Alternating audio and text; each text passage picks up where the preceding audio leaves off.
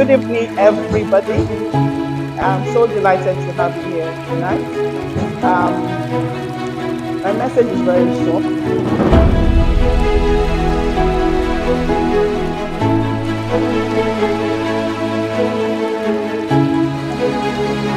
Female Techno started about 3 years ago in the UK, and the vision still remains the same, whether it's UK or Africa or Nigeria.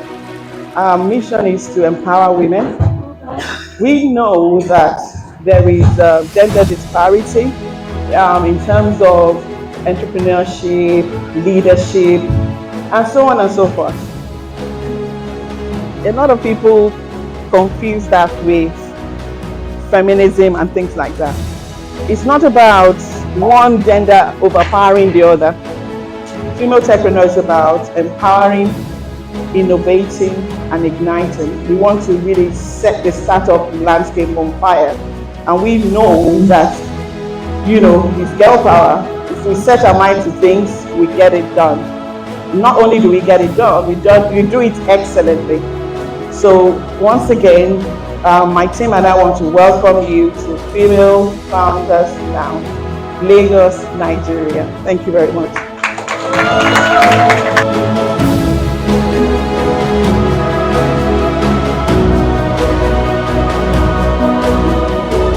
My talk today really is more of a charge. The theme is about, the evolving ecosystem. It really is a privilege to be in this very dynamic environment, particularly in Nigeria. Nigeria really is a thriving, ecosystem for founders. In the past few years, we've seen this whole ecosystem come up with so much innovation, so many players actually, redefining what used to be the status quo. So today it's very important that we don't stay in the past. We actually have the kind of foresight that would make us put our best foot forward to be winners and not just seat warmers.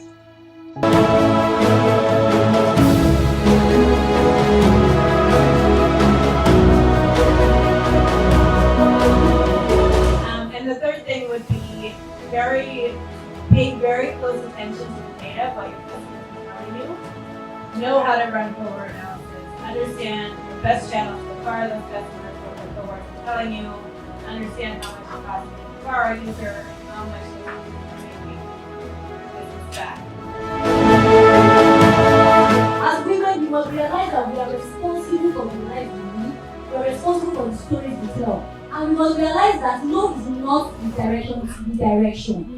So understand that you are the one that can tell your story and nobody should tell you better than you can. But you need to understand that you carry something. You have something that the world needs.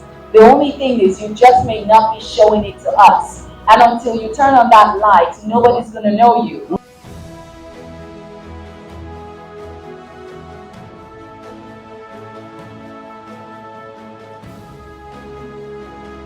The event was amazing. It was great meeting so many different women doing incredible things and learning so much from all the speakers today. And just really knowing that as a woman, the heights of what you can achieve is, there's no limits to it. There's always so much more you can do and so many ways in which you can improve yourself. Being here today has been so impactful. I want to thank the organizers for putting this together, putting women together, women founders together.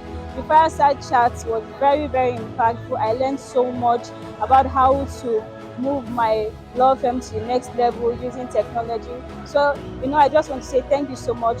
It's been so impactful being here. Thank you so much. I want to say it's been an amazing experience. I got to meet a lot of people in tech. I got to meet a whole lot of founders that had their challenges in terms of, collaboration and stuff like that. And I just want to say thank you to, the host of the Female Founders Entrepreneur. This was really, really amazing. I got to meet amazing people. Thank you so much. Thank you.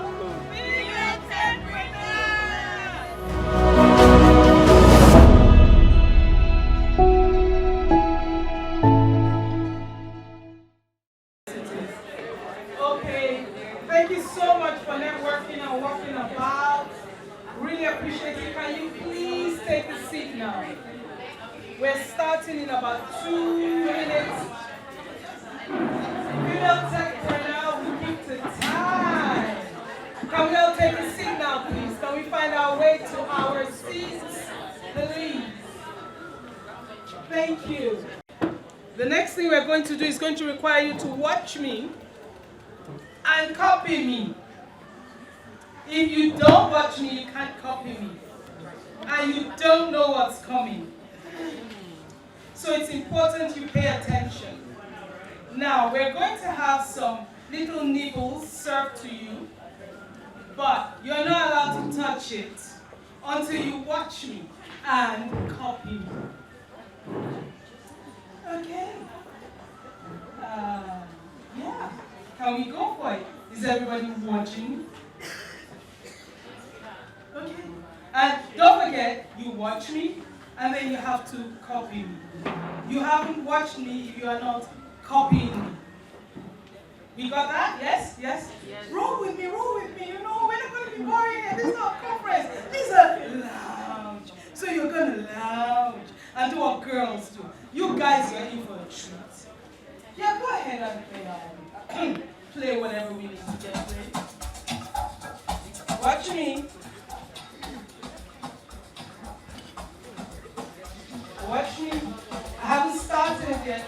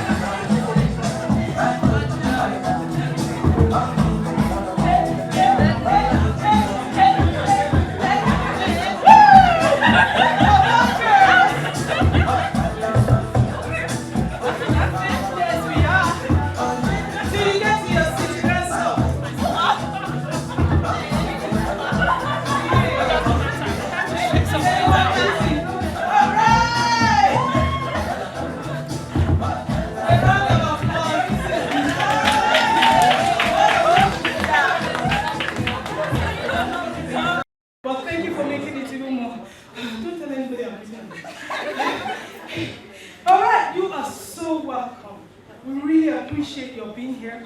Welcome to each one of our guests. We appreciate your being here on time and taking your seats and being ready to serve us as we would you as well. Thank you so much for being here. First thing I want you to do is to let everybody know where you are. LinkedIn, Instagram, Female Techpreneur, look for us, tag us, and say you are here. Where are you? Cilantro in Victoria Island at the Female Founders Lounge. Listen, it's the Female Founders Lounge. Female Founders Lounge. So, if you need internet, we will give you. Oh yeah, go on your phone. Start to tell everybody where you are. Reels, stories everywhere. Tell everybody where you are now. We need more people to know about us. It's not enough to be a founder as Buki Babajide is. And I hope she's somewhere in here because she's coming to give us a welcome address for just a couple of minutes. Can someone get Bookie in here, please? Compare for this event today and also a moderator of a couple of fireside chats. Let me introduce Bookie Mbabajide. She's a highly accomplished business transformation consultant and the visionary founder of Female Techpreneur. With over 17 years of experience in the tech industry, Bookie has a proven track record of delivering exceptional results in product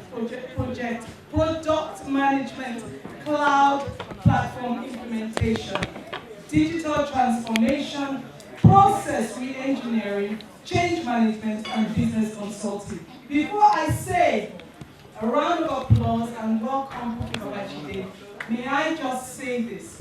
Please, let your mouths chew, but don't let them talk. Because it just won't be respectful to our guests and to Bookie herself. So please, let your ears work, and then, with our stage music, please, to welcome Bookie Babajide, she needs to dance to the front. Please welcome our founder, female techpreneur, Bookie Babajide.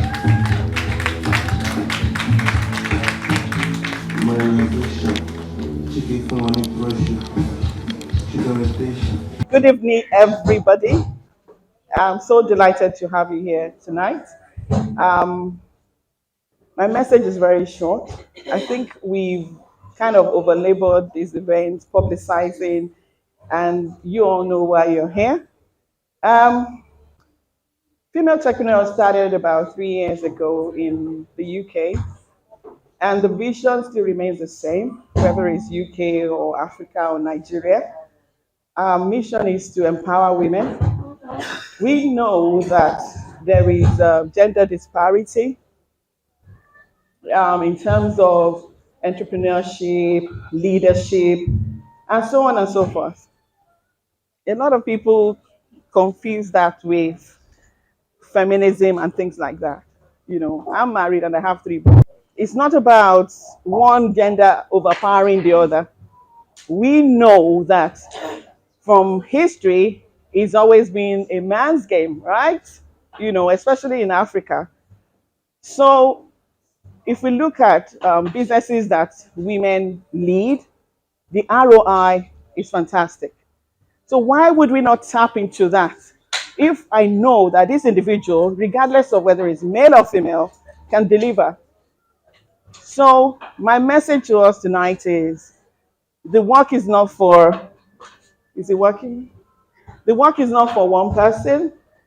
And I need everybody here in this room to advocate for women. I'm glad we have some men with us. Thank you very much. And we had the first one in January. We do accelerators, we do community work, we do professional training, and so on and so forth. But most importantly, this night is about you. It's about listening to other people's journey, asking questions to penitent things that you need answers to. Um, the mic is playing up. I hope it's not a sabotage. Anyway, I hope you can hear me without the mic. So I want to welcome you all here tonight.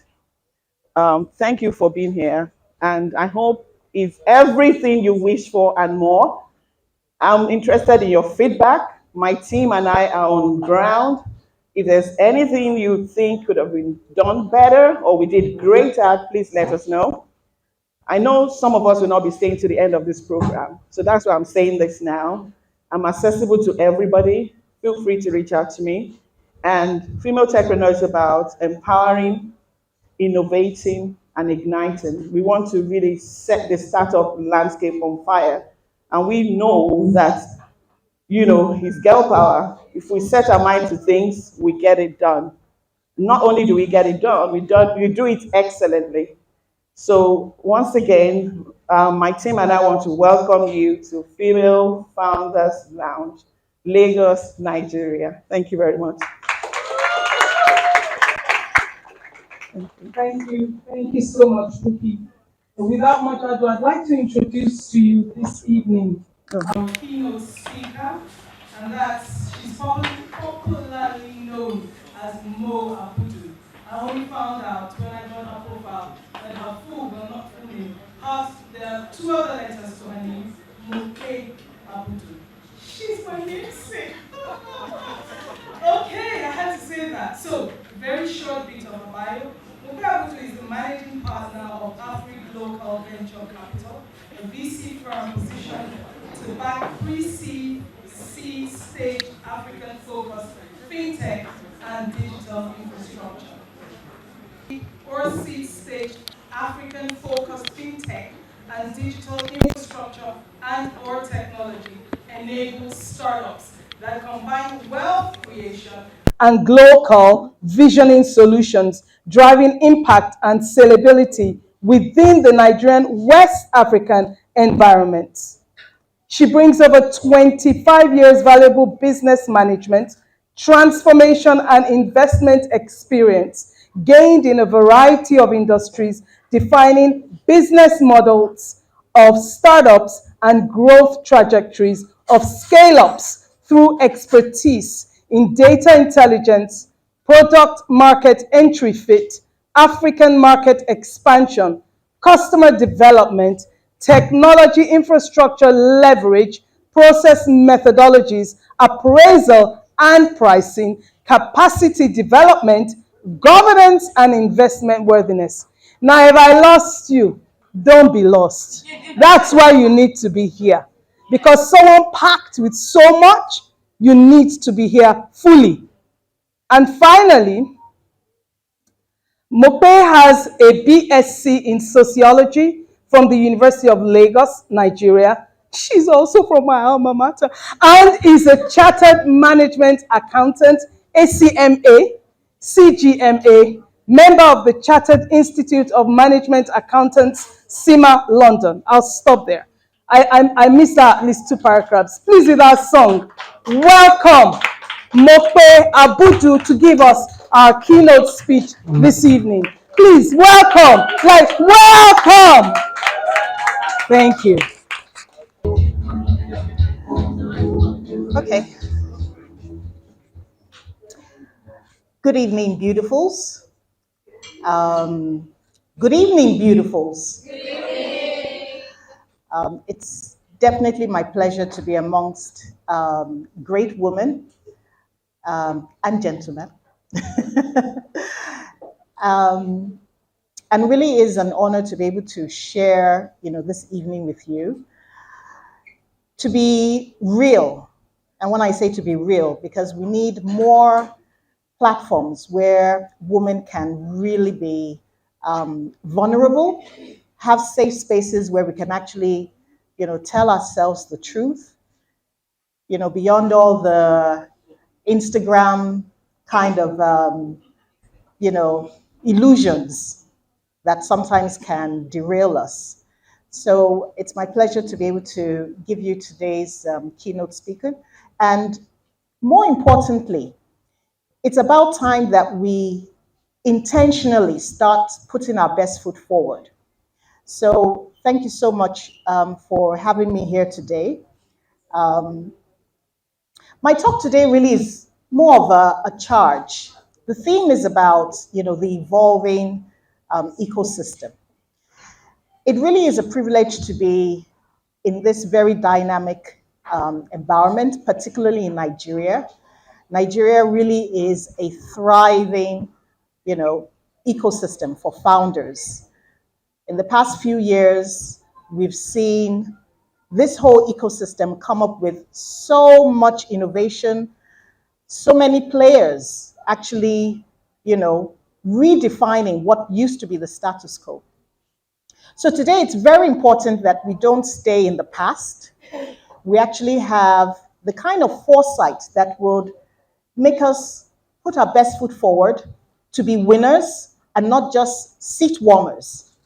Because I think in the past, women have more or less been bench warmers. We haven't really been extremely participatory. It's now time for us to, confidently step forward, not feel we're there as a token, we're there on merit, and we actually have a whole lot to give. And if it means changing the status quo, we're not going to be afraid to actually change the status quo and be very confident about what we have to give. So today's, theme, talks about the whole ecosystem. And that really means we are acknowledging that even as founders, there are other players in this whole ecosystem. So sometimes we get carried away about just the entrepreneurial spirit within us as women. I normally liken us women to be the octopus. Octopus has eight hands, and we're able to juggle so many things effortlessly. Now it's time we move that rare capability into the forefront. But we must also be aware about our environment. So really, who are the players within this ecosystem that we must be aware of? Because the worst thing is to get on a journey and be very blind about where you're going and who else is on the road with you.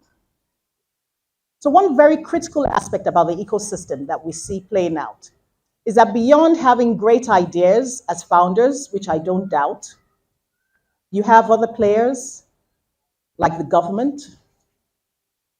And it's foolhardy to actually start coming up with beautiful ideas and thinking the government, has no role to play. And I will say either for good or bad, because sometimes, without paying attention to the policies, you might just be getting on a journey that's not really going to lead you anywhere. So when we talk about the ecosystem, it's really understanding how you can also be participatory in actually being involved in policies that will support or enhance your ideas or businesses. It's not enough to just, comment behind the scenes or comment behind the phones. Sometimes it's important that you actually get yourselves involved, because this ecosystem needs all players to be in the same boat and singing from the same hymn book. So the government and its policies and all its parastatals can have a huge, huge impact within this ecosystem. And then when we talk about the market, we're going through a situation where everyone is thinking you can just develop something and the market would immediately respond to it. This market is extremely driven by their capacity to spend. They're extremely driven by what really matters to them. So as founders, as you're developing your great innovative products, have you really, really spend some time to understand whether the market is really going to be receptive to your ideas for the long term, not as a seasoned product or a seasoned service? So it's extremely important that you pay more attention to the customers. As a venture capitalist, sometimes when you see supposed traction, when they say we have XY number of subscribers, subscribers may just be names. They're actually dormant. They're not doing anything.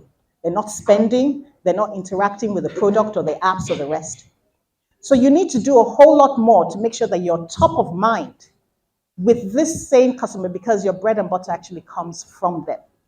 And that means even as women, you need to use your innate abilities to make sure that whatever you have is resonating consistently with this market. And then who hasn't heard of the Jackpot syndrome? If you are, you're actually living under a rock.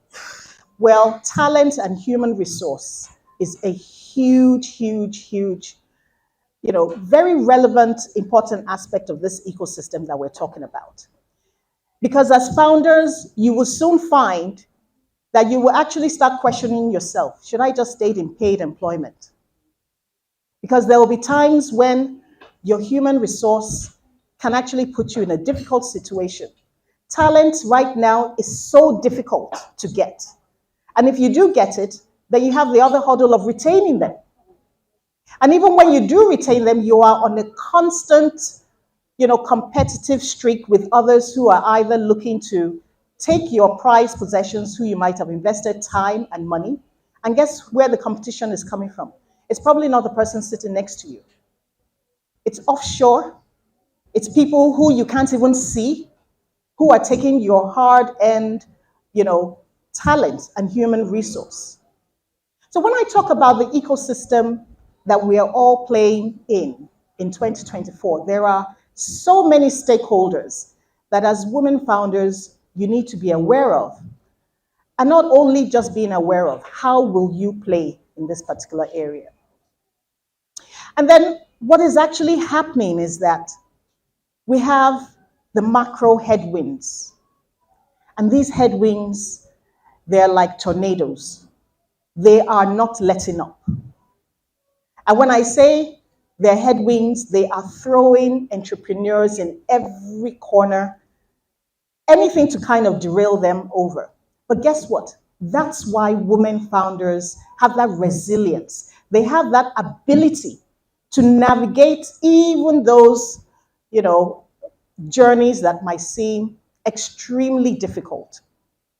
So you need to key into those innate abilities that you might have thought, don't matter. And what's very important is that as much as you give yourself the title of founder, MD, CEO, it's not the time to start getting carried away with, your titles. It's really the time to roll up your sleeves, just as our male counterparts would actually say, or roll up our blouses, should I say, rather than our sleeves, and really put your best foot forward. Now, Nigeria in particular is going through some very, critical issues. The devaluation of our naira and the constant fluctuations and almost the supposed dollarization of this economy is hitting very hard. As founders, I can only imagine half of your operating expenses are constantly moving up every 4 weeks. If you are a digital company, you probably would have had the likes of AWS or Microsoft or the rest of them, and these are all bills that are paid in dollars. They're critical to your operations. And they're not really giving you the notice that they're going up. They just go up. How do you run a very competitive business with these extremely fluctuating, cost structures and still be as competitive? Well, this is where innovation actually comes through. And more importantly, this is where networks come through. So I've been in very many situations where, unfortunately, women like to work in silos. And that's what our counterparts, our males, do effortlessly well. They are value chain into each other. One person is a buyer of the next person, and they kind of keep that whole system running. And that's something that as women, we really need to key in. So when we're talking about our individual stellar points in terms of our capacity to think, to handle things, what we need to do is to key into the power of networking. And the power of networking would mean we have this economies of scale opportunities to reduce the headwinds that all of us are going through. So when we started out with the networking, it really shouldn't be about exchanging phone numbers. You should ask those poignant questions. What do you do? Explain and sell yourself with an intention to see whether there is a beneficial advantage to both of you. And what you'll be able to see is that with the power of networking and helping each other, you may all be addressing the same issues, but collectively you might be able to address them. That is not to say that the challenges will go away, but definitely coming together as a group makes it a whole lot better. So if any one of you seems to have to be in energy or the rest of them, it's about time you actually start keen. And don't be afraid to talk about what you need. Being a founder is having the audacity and the confidence to ask shamelessly. And when I say, this is not the time to be forming. This is not the time to be, sitting in your CEO regalia and thinking everything is rosy. It's the time to be shameless about asking for what you need. And if you can get it for free, even better. But it's about time that you actually set goals and you actually achieve them. It's not a continuation of just setting goals and then you're not actually achieving it. And that means the intentionality of actually finding the solutions. So being a woman actually comes with a lot of opportunities. Women are inherently entrepreneurial because of all the needs and all the expenses that we normally need to carry. So apply those same attributes into your business and let it permeate the whole hierarchy of your businesses. Don't let it sit with yourself. Make sure you have an environment where people feel free to suggest, because you just might be surprised that some of the best ideas come from the unprepared areas. But more importantly, and this is something I need to charge us women for, it's great to have beautiful ideas. What we need to do is to implement it. Implementation seems to be the bane of women. We can think, we can design, we can come up with the best ideas, but that foot that we need, to place in front and say it's about time that we're going to implement sometimes eludes us.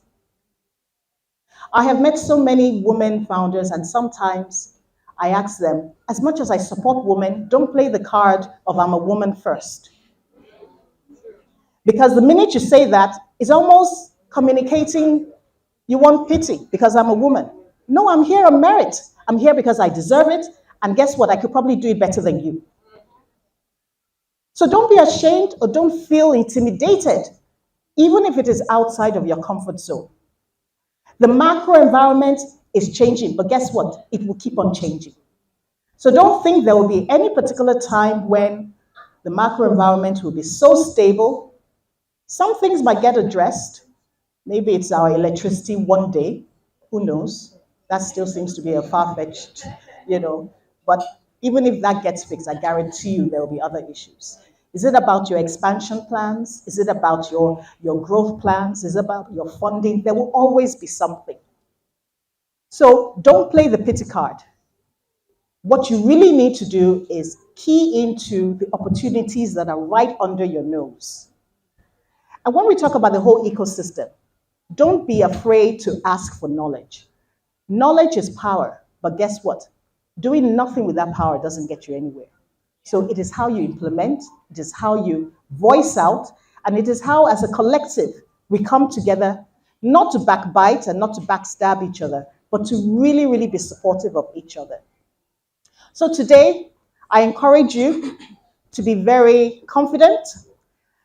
Within this environment, who knows where your next paycheck may come from or who your next client might be. Feel free to interact, and I wish you all the best on your journeys. I am very confident that with the bright faces that we have here, Nigeria can only continue to be the center of entrepreneurship in Africa. Well done. Thank you. Thank you so much. Thank you. A round of applause again, please. Thank you very much. Right, moving on to Gaia Africa, Gaia. Did I pronounce it Gaia? Gaia Africa. Olatunde Candide Johnson is a lawyer with 30 plus years experience in corporate and commercial law and in business development and governance of multinational corporations. During the course of her career, she worked in law practice, shipping, and oil and gas.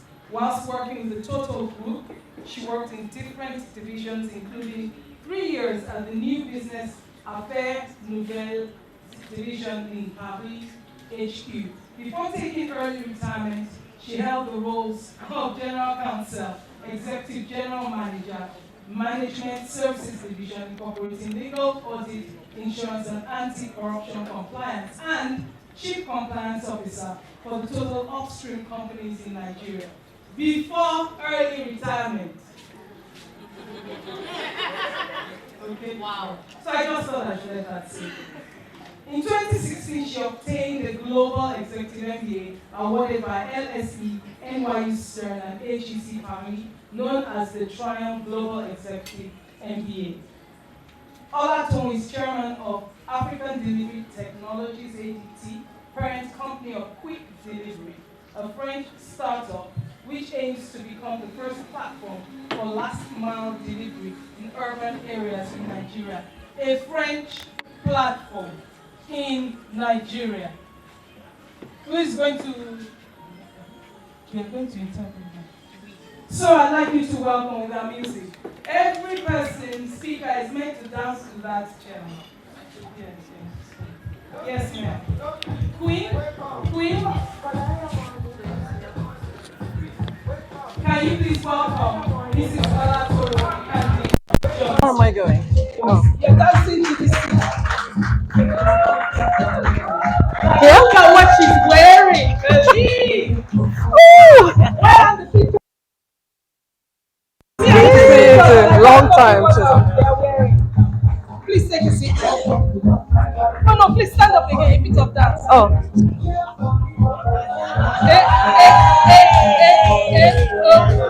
All right.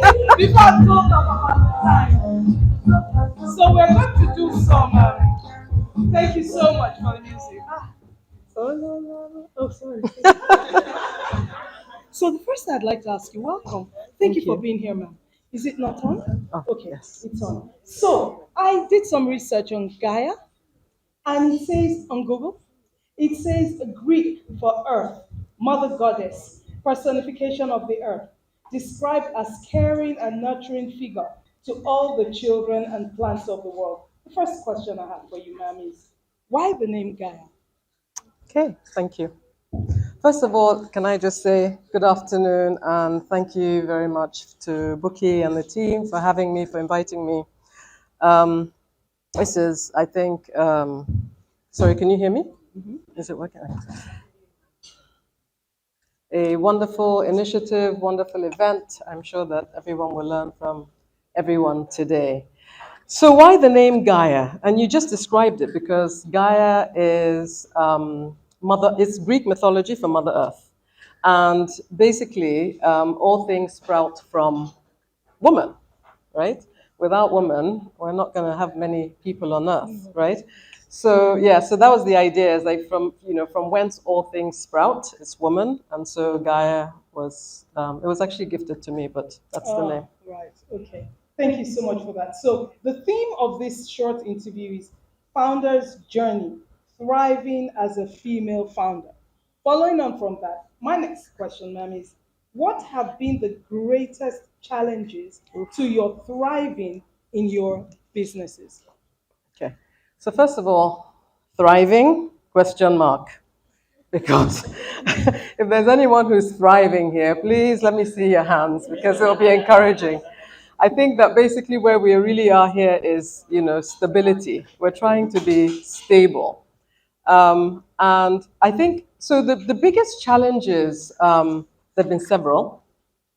The first challenge was trying to find money, right?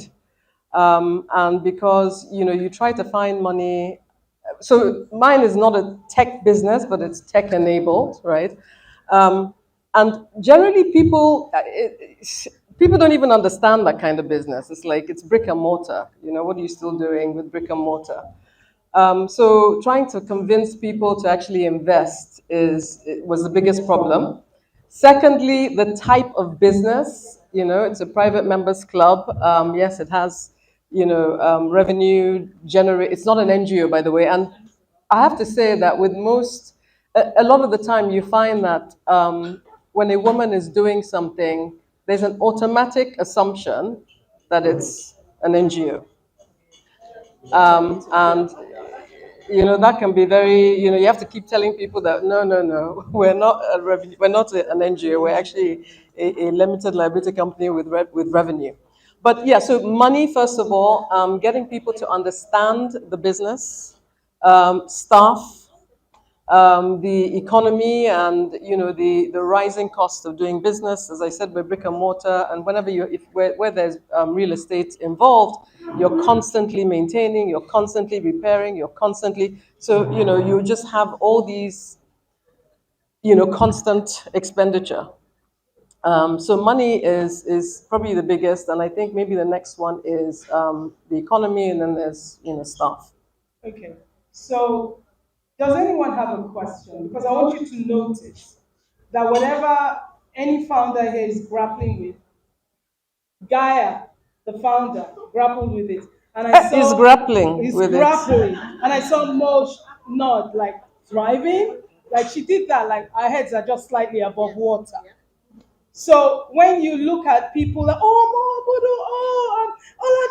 it's not like a swim. Everyone is working at whatever you're working at. That's why it's important that you ask questions. How did they swim? How did they get through? Don't just sit here and say, I attended it and be, typing it all over the place. What are you going to take away from here and emulate? Emulate. Now, if you have a question, we don't have much time because Ms. Salato is not staying all the way to the end. That's why she's the only one here right now, so she gets on with the rest of her day. So if you have a question, raise your hand because we are not going to answer the question when she's gone. I have one more question. There's a question. Okay, fantastic. Yes. Okay, so when your resume was being read, what I what spoke to me very strongly was early retirement. So I want to know what led to that.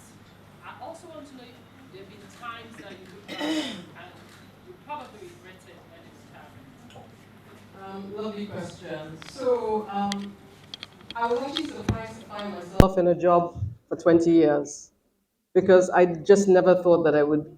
For me, just no, I wasn't planning on staying that long. But when you work in one of these like massive companies, they have this innate ability to make you feel like because you're changed, you do quite a lot of stuff, right? So you're moving to another place, you're changing your job. It doesn't really feel like the same place, but it's still, I just knew that I didn't want to stay until retirement age because I really did want to do something for myself. And so, and being a lawyer, I was like, okay, I need to get some skills. So in 2014, I went back. 2014, yeah, I went back to school to do the Triumph EMBA because I really wanted to be able to have confidence with running an enterprise. And yes, I did something similar in when I was in Paris because when you're in FFL, which is business development, it's buying and selling blocks, right? So it's quite entrepreneurial because you're doing a lot of stuff with you're looking at finance, you're looking at economics, you're looking at all those different things, and you're making an assessment of whether an investment is worth going into or not. But so I really did. So I wanted to do. So I went back to school, and then I was just sort of biding my time. But I can tell you that by the time I did the module, we had modules in different parts of the world. There was a module in New York which was in Stern, and Stern is very big on corporate finance, on strategy, on all these things. And I was reading all these fabulous case studies, and it just suddenly dawned on me at that time that, oh my God, there is a world outside of this place that I was working. Because honestly, it's almost like working in the United Nations when you have a company that has 99 subsidiaries and people all over the world. And today I'm talking to Kazakhstan, tomorrow it's Paris. It can be very confusing. So to understand and to realize that, there's a different world out there was quite a revelation for me. So at that point, I thought, you know what, I'm going to go. And I have never regretted it. I didn't regret it because I think I actually almost had burnout by the time I was, I was just overwhelmed. I didn't, they would say, come to a meeting at 8. I'll say, no, I'll see you at 10. Because I was literally not just going to, I was tired. And so I haven't regretted it. I love the idea that I'm managing my own time. It's very tough. And people always ask me if it's rewarding. I'm like, soon. But yeah, so that's basically it. Oh, thank you so much. Shizo. Hello, everyone. Hi. My name is Shizo Ali, and I'm the Managing Director and CEO of FITC. I picked the mic to ask this question. And I asked the question because 99.9% of people in this room would need to learn more. The biggest thing that I know about you is pivot. It's a bit awkward the way we are sitting this way, so I'm just going to come here so that I can see both ways, yeah? And so this is an enigma who rose to the peak of her career as a lawyer. Legal, counsel, everything you can think about with one of the biggest energy companies in the world.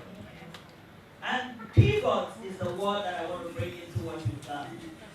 And she's totally gone a totally different way and has done remarkable things around those. So the question that I'm asking, which I'm sure that a great number of people would like to hear, is how did you get the vision and the confidence to say, you know what, I want to follow my passion and build something that is phenomenal for women?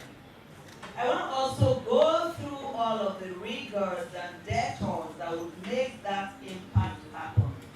And I want to build a legacy and a platform where women can find inspiration and connection with one another. I think that it's something that would be great to share. By the way, these are phenomenal things that you've done, and I thought that it's important. Thank you, Chisel. Thank you. Amazing, yes. Question, Okay. please. And that's our final question, so you can Okay. just go, because it adds to what Jesus said. Okay. What thoughts helped you through to thriving, to making those detours, to pivoting? What were those thoughts that led to the implementation, like moment? Okay. Thank you. So thank you. Two excellent questions. Thank you, Chisa, for the jam question. Okay, so yeah, from law to entrepreneurial to the entrepreneurial space. Well, I knew that I wanted to do something for myself, right? So, and that's why I went back to school. I needed to have those skills to be able to understand and challenge. Not that I was going to be studying my books forever, but I needed to be able to challenge, anyone who's doing the finance. I need to be able to understand strategy and make sure that I understand where it is I want to go. Make sure I understand what it means to actually build an enterprise, right? And make sure that it succeeds. Okay, we're still on that journey. But I think, okay, so having left the corporate, I always wanted to do something in services. I wanted to provide services because I'm a real fusspot. So I'm always the one that's like, why isn't this happening? Why isn't that happening? So I said, okay, dude, if you are so cool, do your own thing, right? And let's see what you can do. So I actually challenged myself. And the first venture that I was going to go into, as I said that, when you work in a place like I did, you can get very confused because everything is billions of dollars, right? What you have to remember is that it's not your money, okay? So you come out and people are telling you that it's going to cost you this, and you're like, yeah, no problem. Until you realize that actually there is a problem here. So anyway, with my first venture, the first venture was actually going to be in the same sort of industry. It was going to be a private members arts club. And the idea was really to focus on the arts. Nigeria being the place that it is, with phenomenal artists, from visual to performing to, name it. We have these people. And the idea was to have like a series of to have a wonderful place, nice, luxurious place, but also with having these different events, showcasing these different people, mostly emerging, but obviously some established, just to give them a fresh audience and to give the audience, freshness. And then, it was now time for money. And so I went ahead, I made a few mistakes, and I'll be the first to admit that by, like spending money without really thinking through the things. I was still on a high, talking about the billions of dollars. And so I found this place, but unfortunately the place that the building was not going to be, good enough for the club because It was on a street that was lower than another street that was adjacent to it, so it will be subject to flooding. Anyway, to cut a long story short, they told me I would have to pull down these buildings. It was 8 townhouses and 1 outhouse, and then rebuild it. I think that's when I first woke up and thought, whoa, because we were already at quite a few hundred. Yeah, I think we were probably around 700 million. And when they said this, it was going to go to like, I don't know, 2.2 billion. This is in 2017, right? And I was trying to find money at the same time, and I used a couple of financial, what they call consultants. And I used 2 different consultants, and not one of them found me a dime. And the story was, well, Nigeria's in recession, whatever. But the truth is that, between those 2 and between the lists that they gave me, I never saw one single female name on that list. And I found that it was really weird. And I thought, this is 2017, not 1817, right? So how come women are not playing in that field? And so I then thought, okay, well, this is 2017, going into 2018. Maybe it's time for us to have a place that women come together, and women should be doing business together. And why aren't women doing business together? And why aren't there enough women investors? And why this and why that? And that's what led me to thinking about Gaia.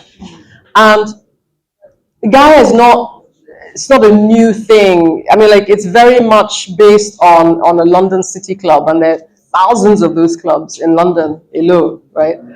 And so it was just a question of, how do I want this to work? How am I going to get women to connect? How am I going to get women to enjoy this whole club space? Because it's a fairly different environment, right? And you're bringing women to this place, and you want them to connect with other women. I think Mrs. Abudu said something which I say all the time. You have to say what it is that you are doing. You have to say what it is that you want. I remember trying to do that, and people would tell me, don't tell people what you're doing, because next thing they'll copy, and I would just laugh and say, well, let them copy away, because quite frankly, I'm still trying to figure out what I'm doing. But I found that the more that I spoke about what I was doing, the more people would introduce me to other people, they would tell other people, they would introduce me. But I think one lesson I have to mention is that when I came out of corporate, when you're in corporate and in a place that I was, as I said, it's a very, very large ecosystem. So I didn't really have time because of all the work, I was wearing many different hats. So I really didn't have a lot of time to socialize, and any downtime I did have, I was either exhausted, I was, going away to try and find a holiday, right? So the one thing that I did learn was that coming out of corporate at a time when, I was in Paris between 2008 and 2011. By the time I was starting to look for money in 2017, people were still asking me if I was in Paris. Meanwhile, I'd come back from Paris, I'd lived in Abuja for 3 years. So just to say that having a network, without a network, there's not a lot that you can do. I had to start from scratch, reconnecting with people, and that's how, I went. That's the journey. A round of applause. Thank you so very much, Mrs. Johnson. Please, you've heard network a number of times. Mrs. Abudu said it. Network. Jesus said it.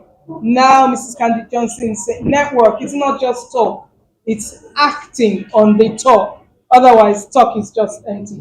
Thank you so very much. Thank you. Really appreciate your time. Thank you very much indeed.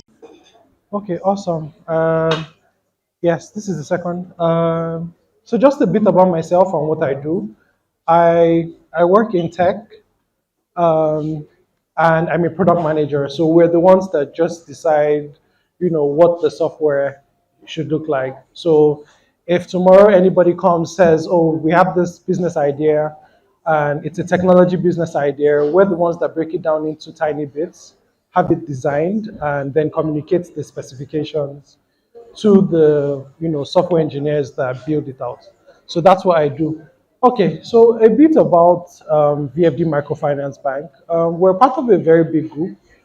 Um, we were founded in 2016, and we've been in the digital banking space since 2019 very actively.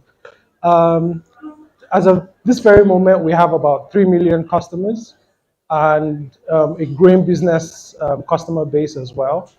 We have going to about 2,000 businesses now, and that number is growing exponentially. Um, our digital banking products cut across basic channels that we're most likely familiar with. We have the mobile apps, POS devices. We also have channels on USSD, WhatsApp, and I will talk a bit about our business banking products on the. Sorry, please. Thank you. Okay. I'm happy. I'm most excited to share this piece of information because something we pride ourselves about at the bank is the gender balance that we have, and very happy to we're constant. This is something we're constantly proud of to share that 55% of our management staff are women, right?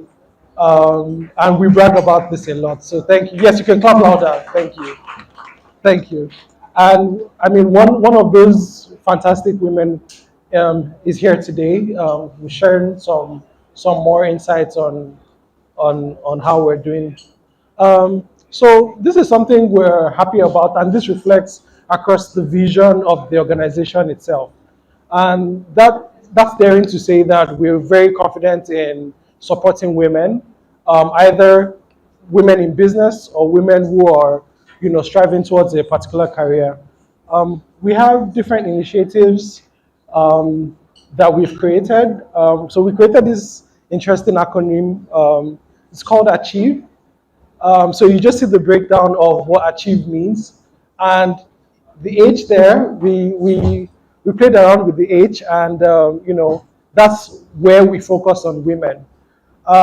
We focus on women in quite numerous ways. We have some interesting examples out there. What this event is one of those scenarios where we support women initiatives. No, don't thank us because that's okay. That's okay. I mean, a few of those initiatives here, from skincare to mobile money to music, down to agriculture as well. We've supported women across all of these different segments. Okay, so please, let's just quickly. All right. So, like I mentioned, we have a lot of products, but you can just go to the next slide. Um, so our POS devices are enabled with transfers to support any business that might need this. For online businesses, we have APIs to support that as well. So if you have a platform and you need banking APIs, we're very happy to support you in this stride. Okay. Um, okay. No skipping. Okay, so please, by all means, if you're interested in using any of our banking channels or platforms, or even partnering with us, you can go to this www.vbs.ng on your mobile or laptops to onboard. You can show the next one. Or you can take a picture. Well, and then if you want a personal, banking account and all of that, you can just scan this, and that would be all. So thank you very much. Thank you so very much. Thank you so much. Now, we're moving very quickly on to our panel session, and our moderator is Rosamond Phil Otihiwa. And this is a short profile. Just before she comes on, she is one of the most elegant, the cutest. I'm telling you, you're going to be clapping for a long time when you see this red girl. Anyway, let's be serious. Rose Bonfield Otihiwa is a highly accomplished, 3-time award-winning corporate, commercial, and startup lawyer with almost a decade of experience in delivering top-notch legal advisory services to business owners and corporate clients. I'm already clapping. Thank you. When you see her, she's not a day over 20. I promise, not a day. All right. So very, you see, the song is already going on. Please welcome Rosemont. Rosemont Phillips. Both of you are here.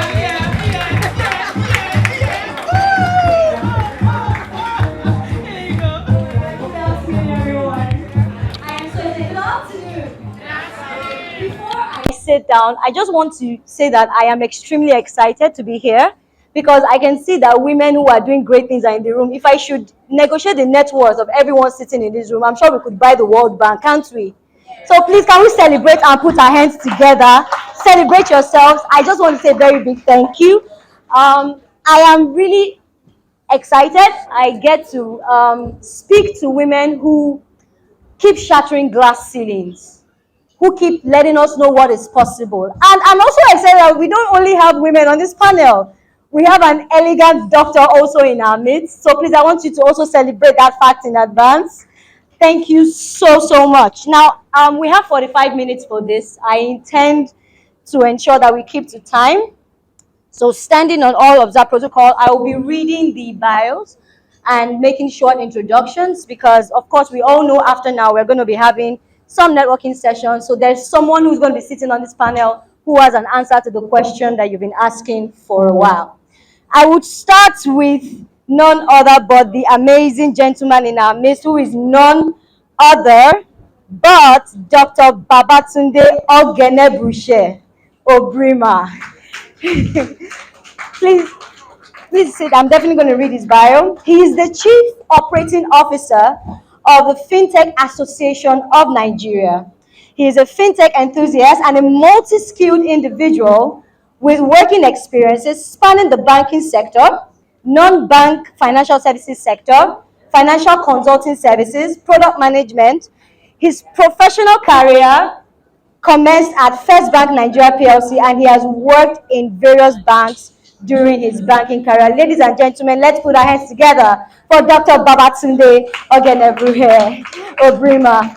When I hear the word Ogenebrume, of course, I'm just go by tribe, so it's nice to meet you, sir. I would also be making to this great platform none other but Lexi Novitske. I hope I pronounced your name well, and if I didn't, I apologize, CFA. She is the general partner of Noriskin 22 based in Lagos, Nigeria. Let's put our heads together. Through Noriskin 22, Africa's Technology Growth Fund, it invests in the markets it operates across Africa, leveraging its partners' local expertise in scaling businesses and a board of founders of billion-dollar plus companies to provide best-in-class value to its investee companies. Ladies and gentlemen, let's celebrate Lexi Noviske. Third, we are going to be making welcome to this platform none other but Yonodu Oke Ugo. Can we celebrate? Who is the general partner for business banking and partnerships at VFD Microfinance Bank, Lagos. Yonodu has over a decade of experience in various commercial roles spanning multiple industries, and she specializes in strategic business development and sales leadership. Please, can we celebrate her once again? And of course, last but definitely, without a doubt, not the least, let's make welcome none other but Chioma, who is the quintessential managing director / chief operating officer of FITC. She has distinguished herself with over 2-decade experience of professional expertise that cuts across marketing, business process re-engineering, reputation management, and business consulting. Come on, can we put our hands together for this delectable panel of great women shattering glass ceilings and, of course, distinguished gentlemen. Thank you so much. It's a female event, but we are so excited to have you here. Please, can we just celebrate him once more? Thank you so much. So we're going to hit straight to it. One of the conversations that we've been having for those of us who are startup founders, now, with a show of hands, how many startup founders do we have in the room? So many of us here, either you work in a startup, you found a startup, or you're building one. We all know that there is a funding meltdown in Africa at the moment. In the year 2022 alone, we had about $4.5 billion come into the African economy. Nigeria, South Africa, Egypt, and of course, one major country who were the major funding players. And you realize that year by year, there's been a quarter-on-quarter drop of about 45 or so percent. And you realize that there are lots of issues that have been discussed as regards why is there such a drop down in funding. One of the major things that our last speaker spoke about was actually the fact that funding can become a problem, especially when it comes to building a business and scaling. As a corporate attorney, I always like to say, funding should not be the most problem that you have. Getting product market fit and also being able to identify a problem of a business and solving that problem should be top of mind. But however, it is what it is. You need money to make money, all right? So I would be asking these questions, and I think it's very important. I will be starting, first of all, with questions as regards the funding landscape. And I would direct the question to you, sir. Doctor, from your perspective as a seasoned expert in investment and, of course, project management, what trends at the moment do you actually see that actually distinguishes and, of course, shapes the future for funding for startups in Africa, looking at where we've come from, to this very moment?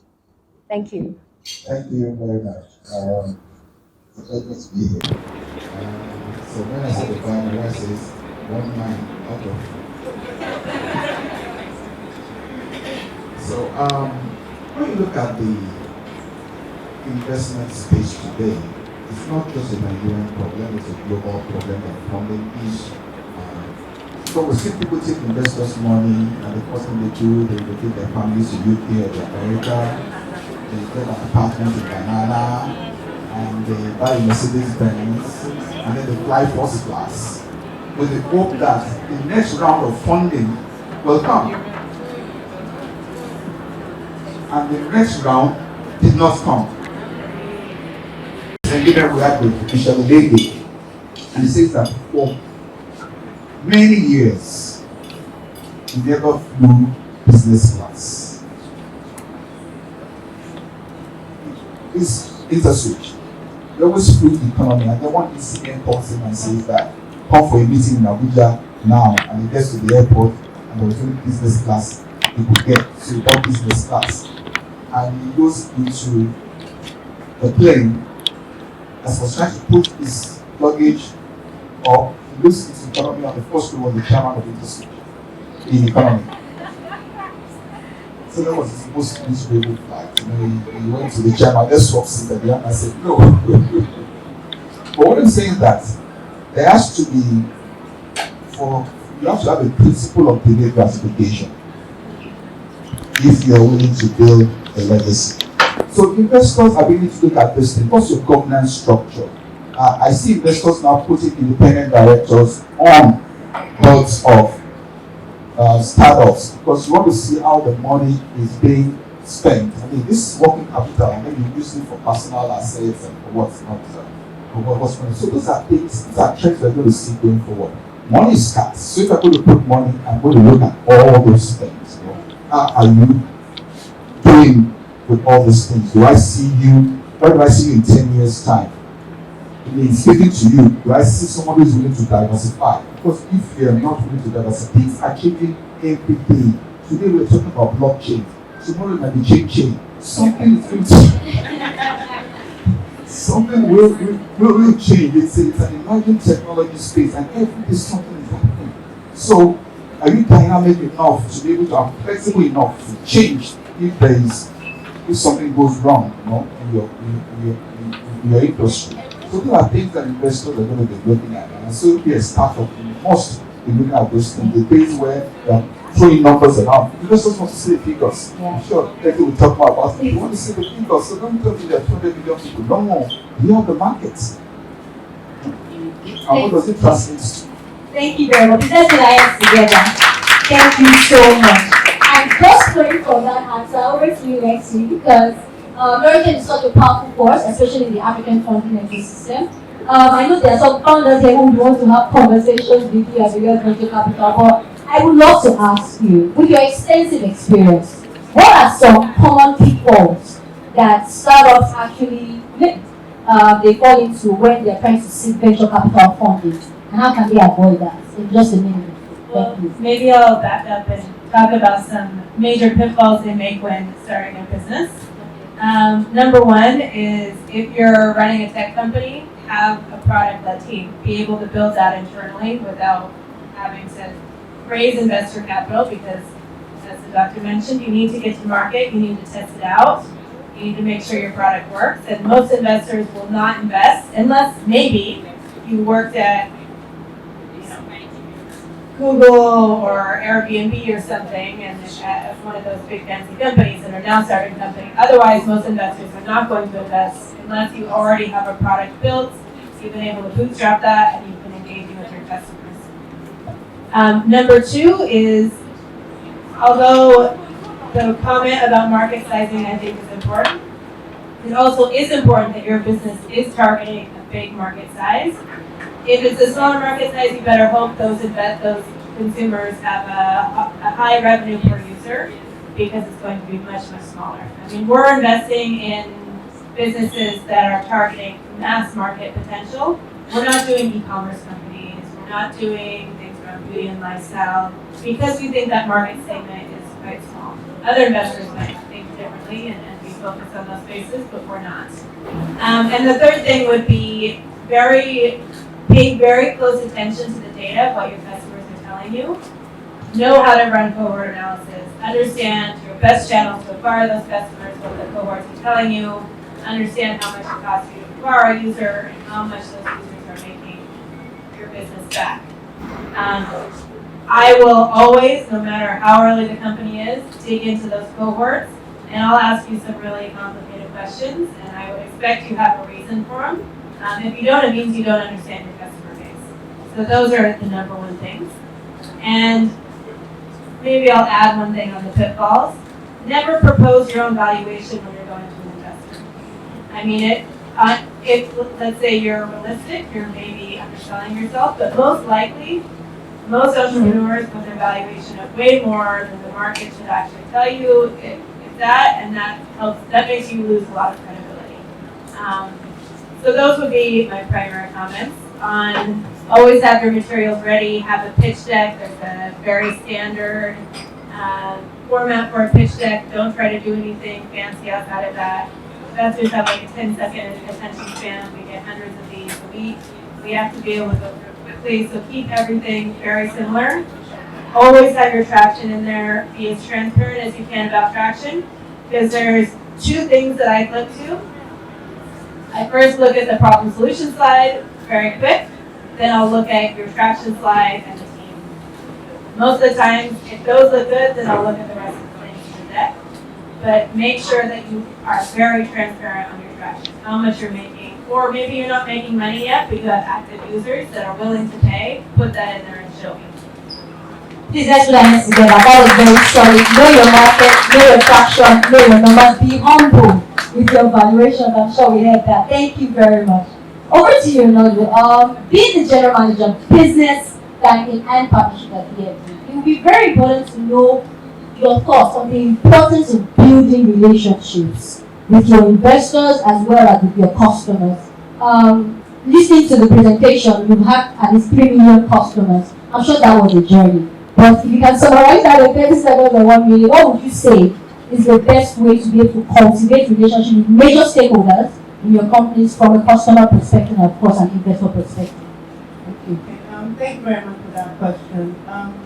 I would say that as a business owner, it's extremely important to be the biggest, you're the salesperson of the organization. When you're first starting a business, you have to try to see yourself as the biggest promoter of your business. So maybe I'm sitting somewhere and someone comes to me, I want to see the passion, I want to hear the problem statement like you said. I want to know what problem are you even solving, right? Sometimes people have ideas, not really problems that they're trying to solve. I'm moving away from that. As an investor, I'm listening to how passionate you are about this problem, what you've done, what pilots have you already achieved, right? And what's the future looking like for you. So you have to be like an embodiment of what you're trying to sell, right?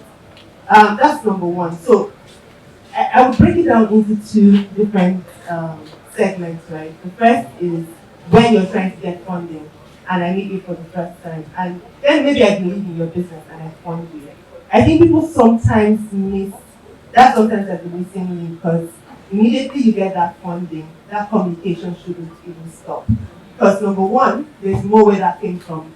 Number two, I can connect you to more people.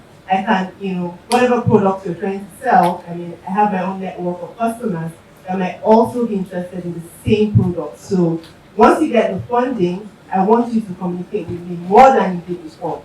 So are there challenges in your business? Drop a message. Oh, hi, we're facing this kind of challenge. What do you think, right? That transparency is absolutely important. But moving away from transparency, just, I mean, you pick your first numbers, tell us about it. We want to be part of that journey. What that does for you is, number one, it keeps it top of mind for me, right? If I go out and there are opportunities, I'm like, hi, I think this would be good for your business, right? I think you should meet this person. I think you should, talk to this person. But what typically happens is that people come for this funding, and a few of them get qualified, but they don't keep that relationship. And they don't keep coming back to talk to you. But the truth is, every investor wants to know how that business is doing. And the more you do that, the more opportunities open up in advertising for you. So that's what I would say. Thank you. Thank you very, very much. Keep the communication going. There is more where that came from. So you must ensure that you are keeping yourself transparent and of course accessible. Now, I literally reading your profile, right? It's one thing to build a company from scratch. It's another thing to have decades of experience. Management, you're talking about product management, you're talking about being a mentor to so many C-suite executives. And my question really is for those of us who are trying to walk in this particular path.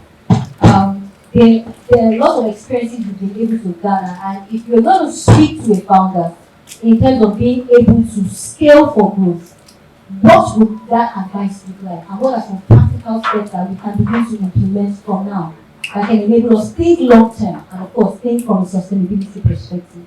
Thank you for that. Thank you. Thank you. Okay. It's always exciting to be with entrepreneurs, founders, or founders of enterprise, and most importantly, women.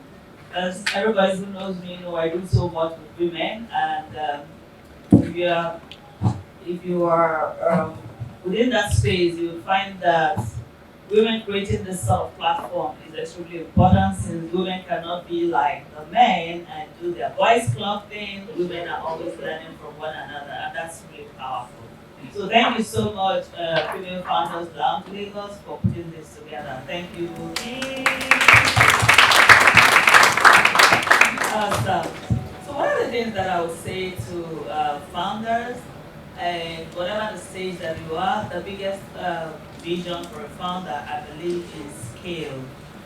And so no founder wants to start a business and want to remain in the forest. You want to be able to start thinking. So vision is important. Do not think for today, think for the long run. And if you are thinking for the long run, it means that you are already thinking in another 3 years and in another 5 years, where do I want to be? It is only when you have a clear vision of where you want to be that you can start doing the things that will add to incremental growth. And so start point to therefore be post this vision to understand clearly your target audience. Sometimes people design from a place of comfort. Oh, all of my friends will buy X, Y, Z, so I'm going to sell to them, rather than ask where is the market for what I am bringing to the table. Have you noticed sometimes that you have something intended for women and family and friends, and then you turn around and you realize that Gen Zs are the ones buying? Yeah.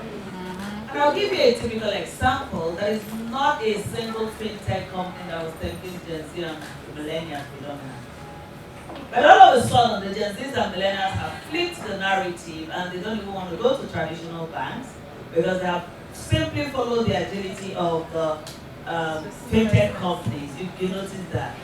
So be intentional and deliberate, and when your market changes, also follow the market. The second is, in anything that you are doing, weave in innovation. No matter any area of life that you work, work innovation into it.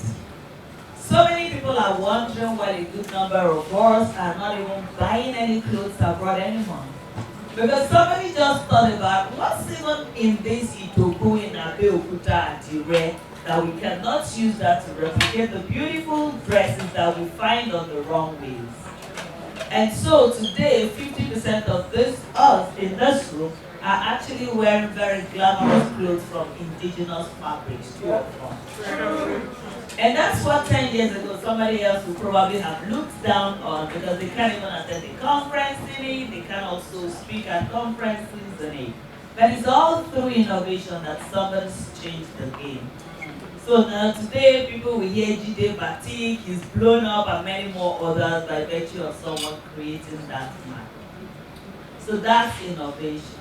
Then the third will be structures.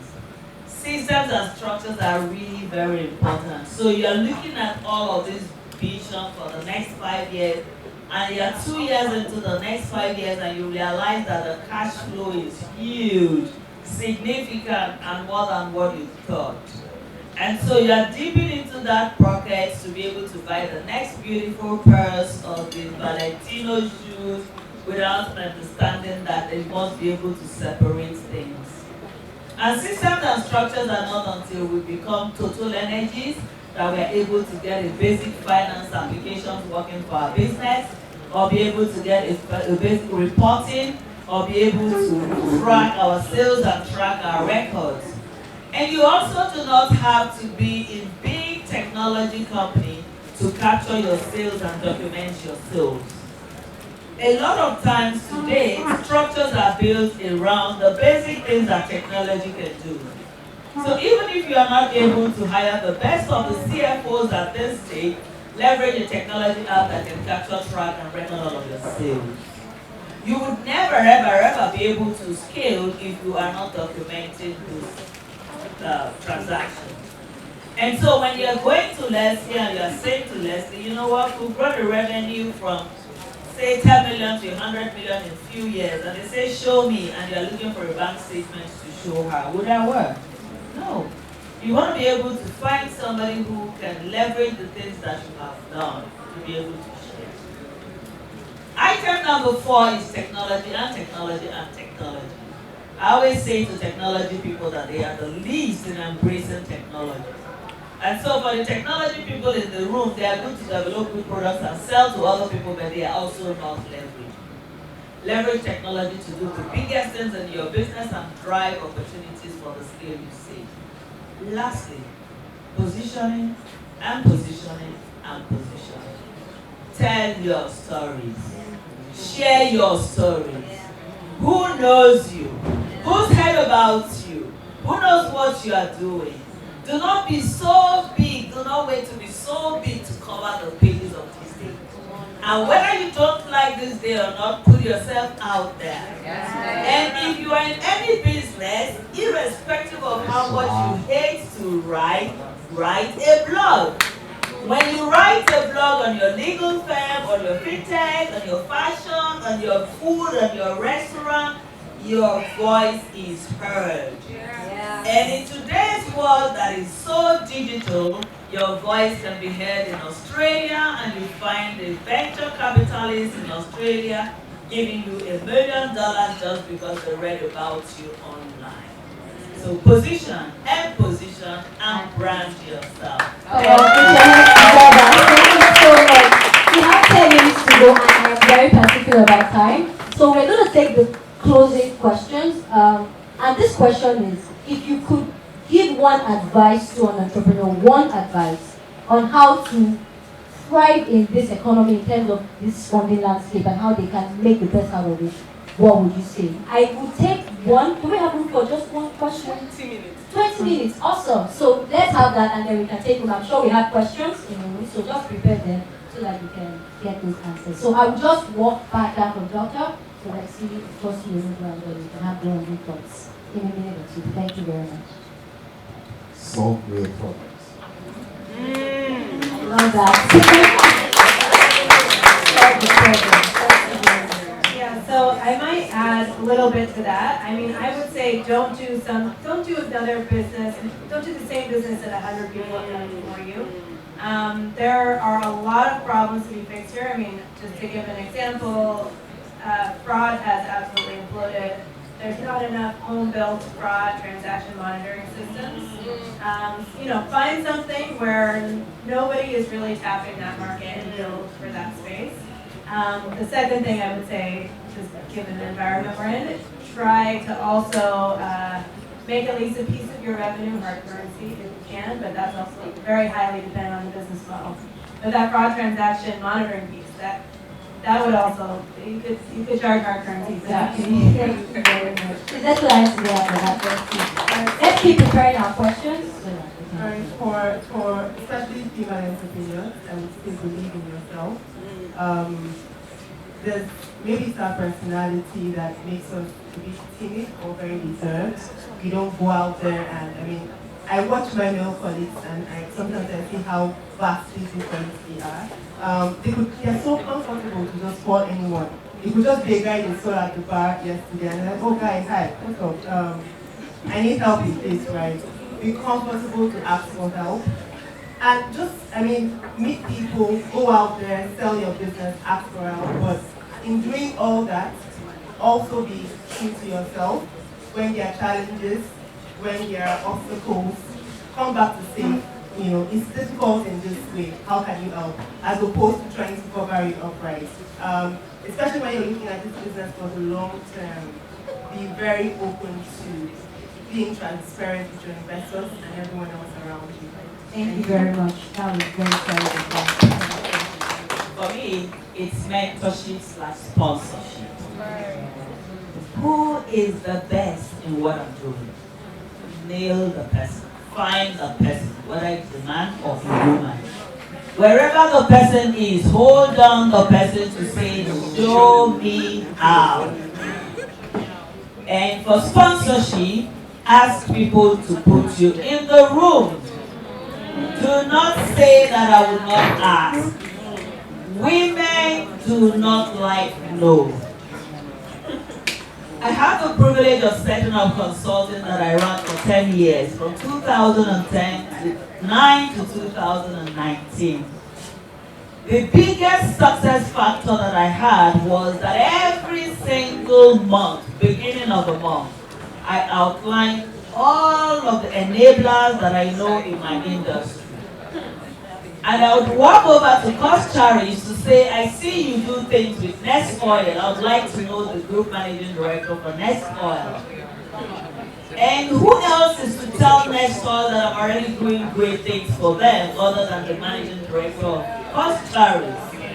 So by the time I'm stepping into Nest Oil, the door is open for me already. And even if Cost Charities says no, that's only one opportunity. Then I go to First Bank to enable access back. And you must be able to ask. No is not a problem. If you hear a no, you're where you are. If you hear a yes, it's a big opportunity. So go for it, no matter the no. Push through the door, break it down, get into the room and stay in there. Come on, can you celebrate that? I would just love to say that nobody can tell your story like you. Nobody. If you don't tell your story, other people will tell it for you. I was sharing with someone that if you leave a barren field and walk away, something will still grow. So why don't you put something that you want to grow than leave it barren and anything comes into it? As women, we must realize that we are responsible for the life we live.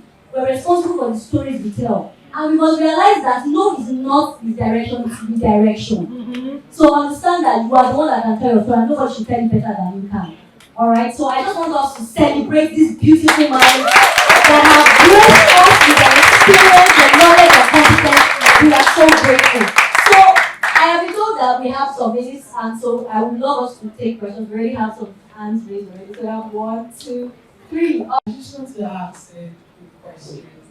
Actually, you found out of like 25 team members, and it wasn't something I really planned for, but it started out and it's been amazing.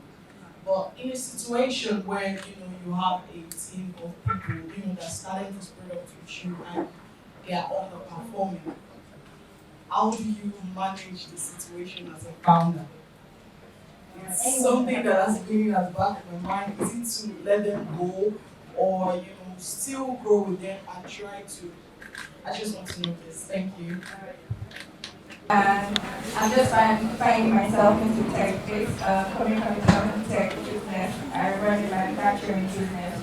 And then I've always discovered, though I sell music online, but there's actually a problem that I noticed with selling my product online, jewelry products. And so when I found myself in tech space, I decided to take advantage of it. So when I told my friends about what I want to create, they were able to find other businesses that done. But I said, I've reached out to some of them, but they don't have the products in the African markets. And my product is for the African markets. So will it be wrong for me to still create this product for the African market, or do I try to look for something that may be better than theirs? So that's like my question. Do I do it since I already have computers doing it, or do I look for something better than theirs? I'll take the mic. Okay. Good afternoon, ladies and gentlemen. My name is Kate. I run a tech education institute. It's just a quick follow-up on what Mrs. Chido said about mentorship. What if the people who want to be your mentors are your competitors? Because I have a couple of them who want to run me out of Lagos. Literally. So how do you manage that? Because these people are going to do 20, 30 or this is me 9 or 10, and I'm like, okay, I would really like to learn from you, but The last question. Good afternoon, amazing panel session. So my name is Sandra. I work with the clinical psychotherapy and psychology practice. So, like the first question asks, how do you balance staff? I think many of us, sorry, I have a question actually. I think I want to address it. Most of the time we're money focused and we forget the needs that our staff are also humans also, and try to work their mental distance. So please, I think we should look into that. So my question is, how do you approach risk management and decision making under uncertainty? Thank you. All right, thank you. So the first lady was, I must say something, and I'm really impressed with the last three questions. Super impressed with this as well, that you must introduce yourself and leave your personality in the room.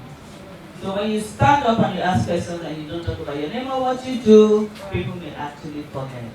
And today I'll never forget about the tech entrepreneur that is building solutions with school, because she introduced herself and what she does. And I say this because we're all work in progress. It's a journey for all of us. Please do not forget to do that as entrepreneurs. Now, back to that question. If I have the resources enough to hire 25 people, that portfolio is not strong at all. And that's not to say that it's so buoyant, that's the reason it has 25 persons. But it's not easy to have 25 people on your payroll by every standard. Now, if we take this back to what we spoke about, structures, build the right structures for your business. Build the structure for finance, structure for technology, structure for human capital management, structure for performance review, accounting, every single thing that is important. If you think you don't have it in your first year that you will do in your 3 years, you're going to run into a lot of mistakes. And I'll tell you that even for a 5-man company, you can outsource your people management process to a huge company or a small company or to another one man that understands human capital management.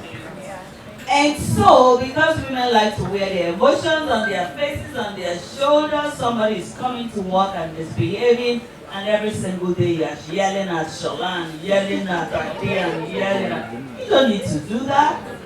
The human capital or HR, like people call them, or talent managers will help you do what? Set a goal. for every individual. Set the KPIs for every individual. Set performance appraisal and evaluation method for every individual. So while you are hitting the market and looking for the big revenue, somebody else who is not you is minding your back office. So what they would know is that in 6 months' time, Mokwe probably is going to send us an evaluation, appraisal, and all of that. And in another 6 months, if we don't do well, we're going to be booted out.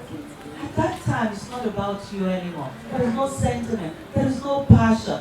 You can do this for a 3-man organization. You can do that for a 25-man organization. It's irrelevant how big you are. So it's back to what we talked about. Structure, structure, structure. I'm going to take a question around getting a mentor. Well, maybe just to add a bit. I mean, we've been through this with all of our companies, right? And KPIs are definitely the way to go about it. But I think it is, the philosophy of hire slow, fire fast is very important. Like, you never keep underperforming people; it will drag your business down, and it'll kill the culture. You wanna empower people all the way to the top. And you want to empower those best performing with shares in your company as well. So they really they're motivated to outperform, they're aligned for the growth of your business.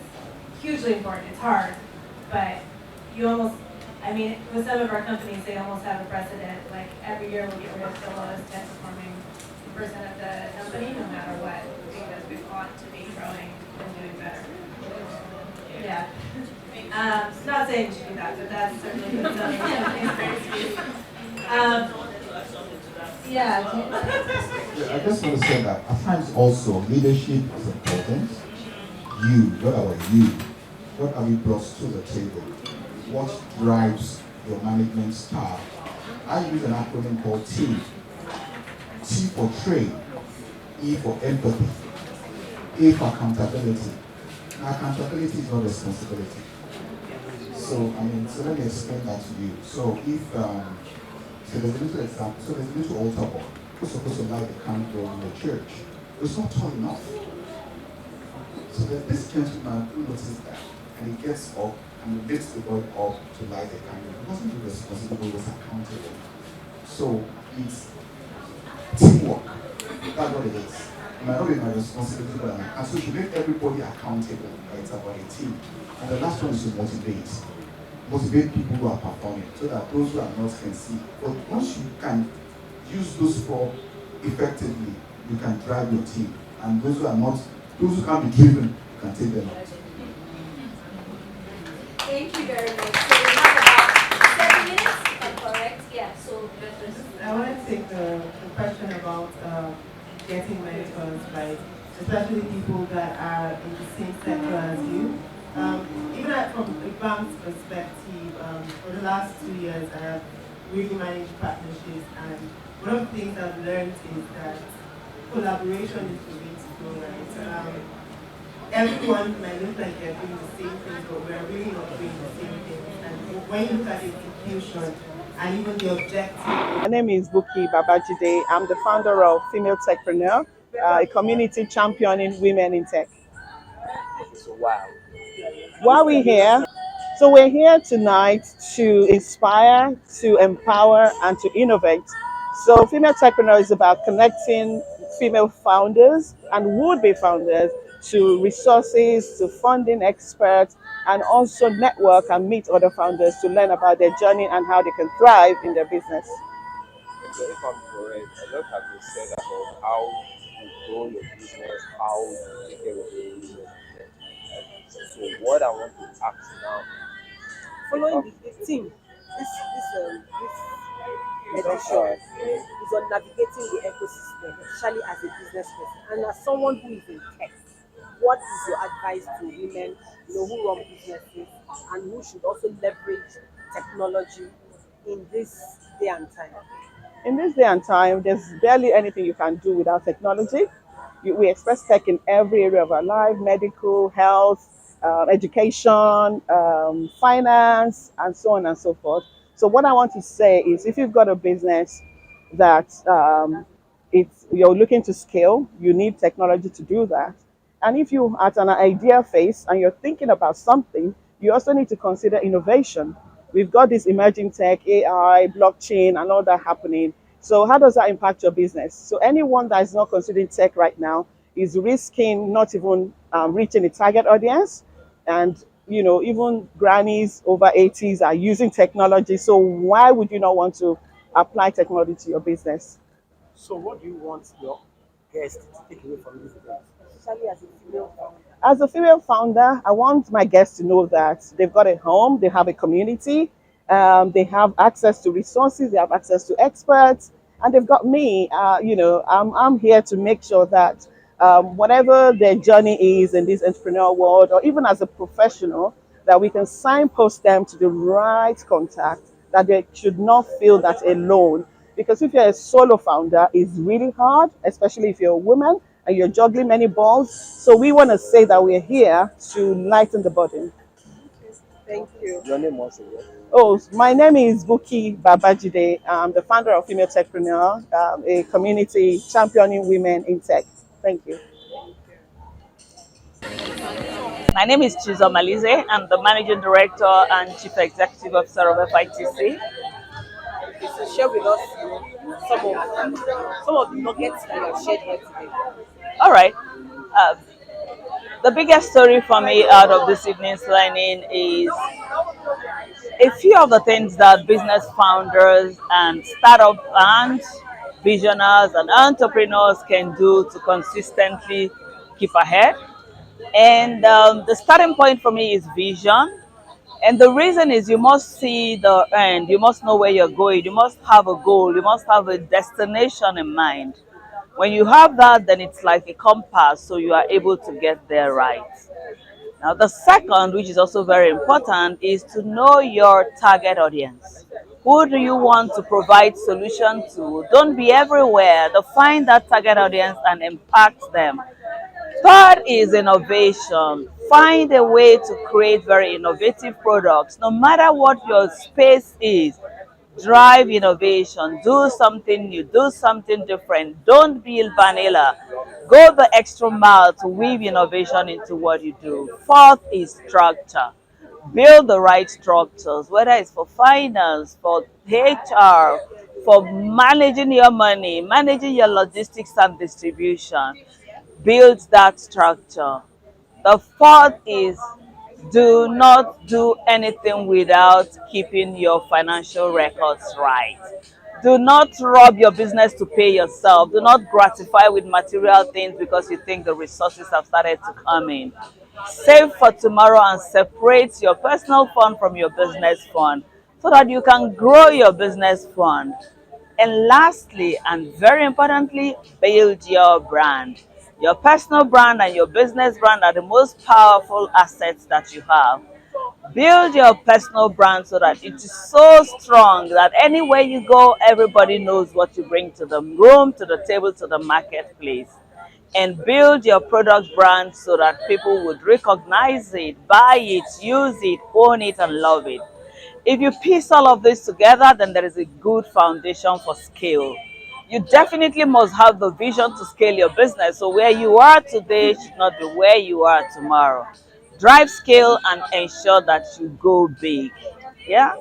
Thank you so Your much. name once again. My name is Chizo Malize, the Chief Executive Officer of FITC. I'm a business strategist, I'm a growth expert, and a sustainability enthusiast. Thank you so much. Thank you. Nicole Hakabella, and I also run Rising Tide Africa, a group of female angel investors. Oh, nice. Okay, so what is your take on access to funding for especially female founders? There's a lot being said about access to funding, especially for the female founders, and everybody knows that we get um, a very little percentage, of the even locally in Nigeria. I think that if we look on the continent, I think we're far ahead in terms of looking. We have the first female fund on the continent is run by Adesua, female focused one, and there are other funds that are actually have a gender lens, and so we are really gravitating towards doing something about it. I think Nigeria is ahead of all the countries on the continent. Thank you. Thank you. Yemi Kerry, and I run Rising Tide Africa and also a digital transformation company called Hakabella. Thank you. Navigate the terrain to even say, I have a business. Why do I say that? Especially if you're a tech founder. And if you don't have tech background, how do you even start? You're becoming an entrepreneur. Now you have to build a tech product with developers collecting your money, you know, and then by the time you get to testing the product, is it even going to work? How did you get your early adopters? So how did you navigate that terrain to become a founder right now? Fantastic. Hi, everyone. So if they say curiosity kills the cat, and not the cat that dies. Right? And I think that curiosity really symbolizes my career journey. Mine really started with leaving university, coming out of further university, and then going to NYC, and then realizing that I'm in a school, I'm teaching kids in art class, and they're always telling me like, whatever, whatever. Like, I'm like, no, you can't say whatever, whatever. What are you dreaming? Like, what do you want to do? What do you want to be? Who do you want to be? And then they're like, yes, I'm in art, but I really would prefer to be in sciences because I know that's where like my interest and my passions are, right? But I'm going to SS2, then I'll do GCSE or something, and then I'm like, this is very chaotic. So I remember working up in the school counselor to say, ma'am, we have a challenge, and this challenge is affecting the academic performance of this entire school. I don't know if you guys are seeing it though, but I can't speak, like this is so painful. And what do? You know, you're the expert, you're the counselor, me and somebody that's the manager. But you see that curiosity, I will dig a hole till I find the answer. So I said to her, I kept her straight hand and she said, okay, go and search, look at career guidance. What else was career guidance? What's that? So I went on, I went to check out the models, and then I remember this was 2013, 2014. And then we created a simple model. Children we assessed. So we created 100 of these poorly performing kids, right?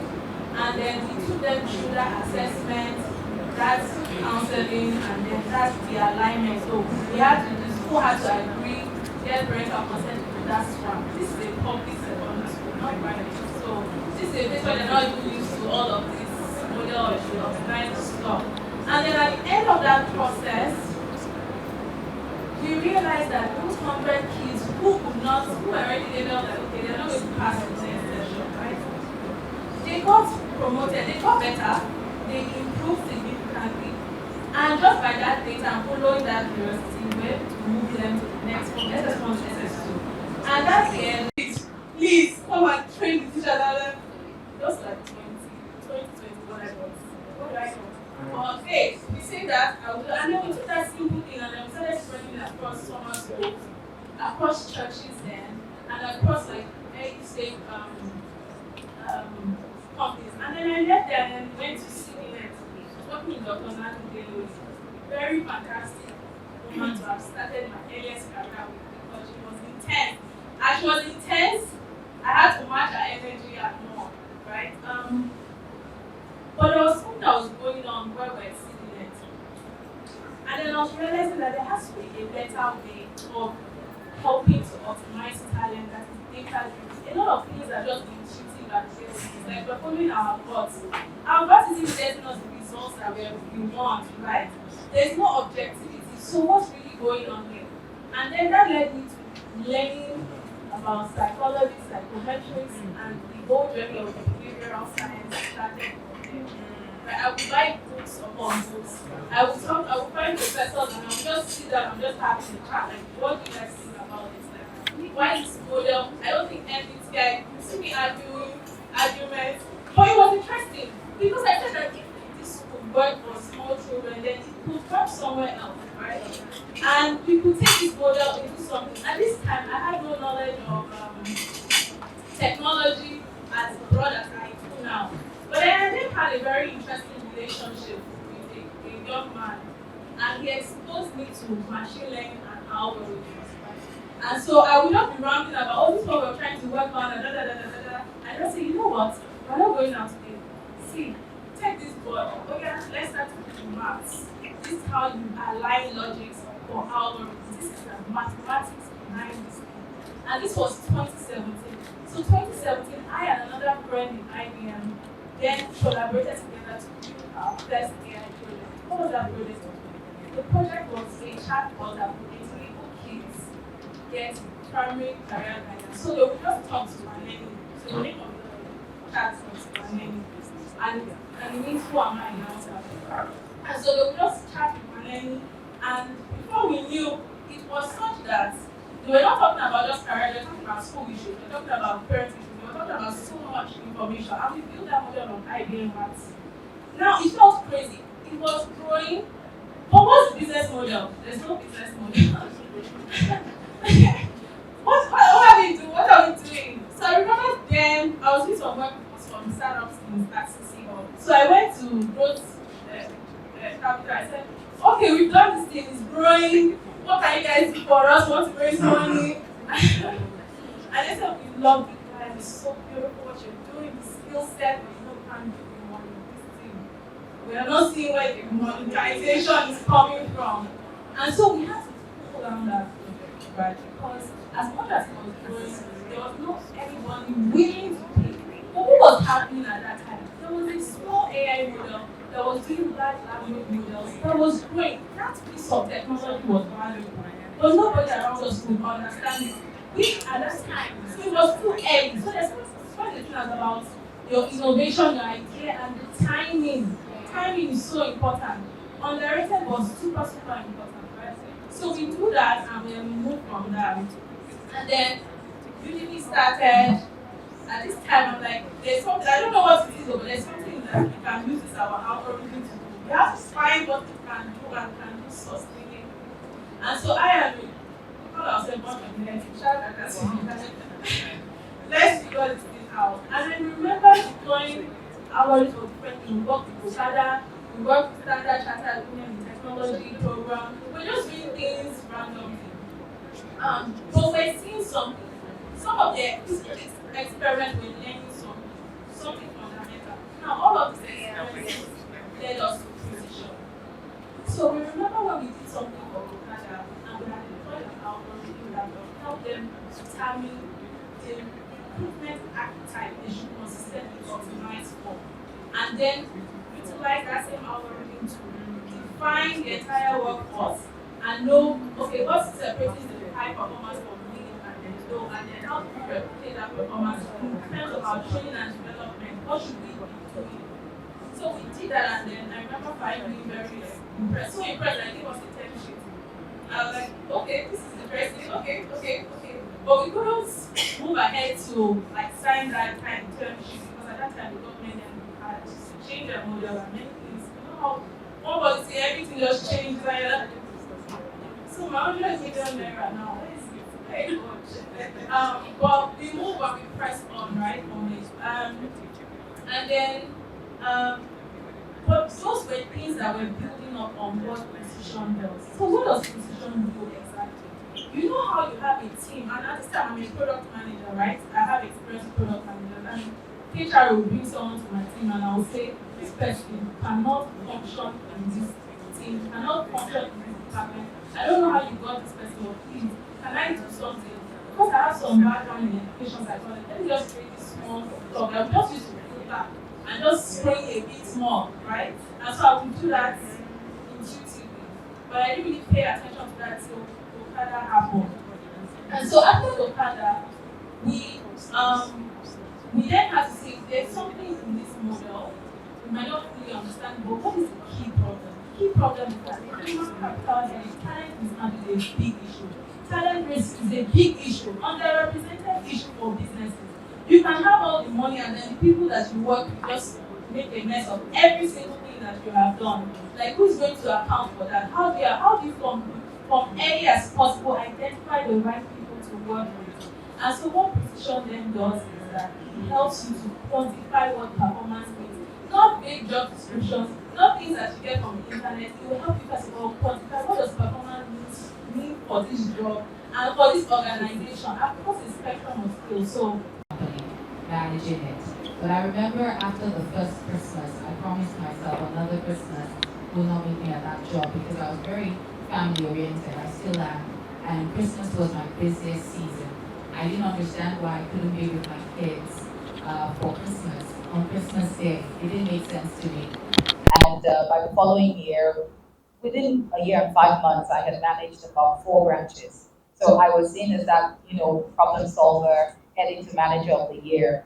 But for me, it wasn't the value I wanted to hold, just be about this and abandon my kids.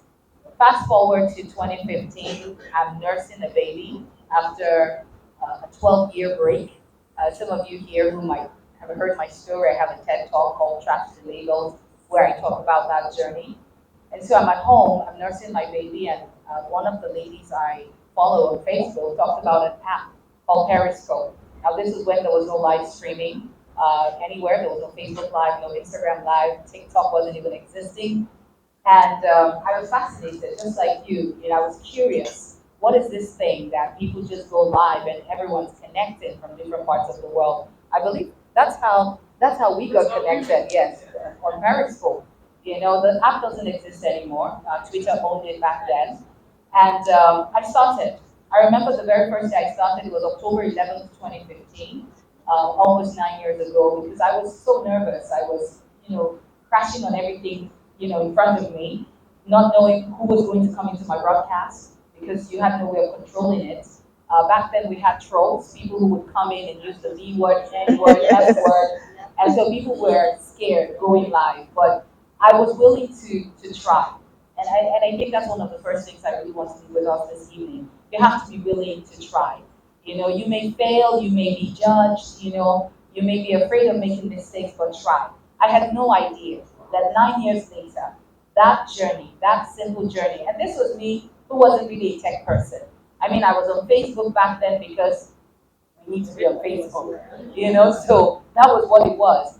But I went from just being curious about the platform to becoming an Amazon bestseller, becoming one who has traveled 4 continents, sharing my story, speaking about the need for people to show up.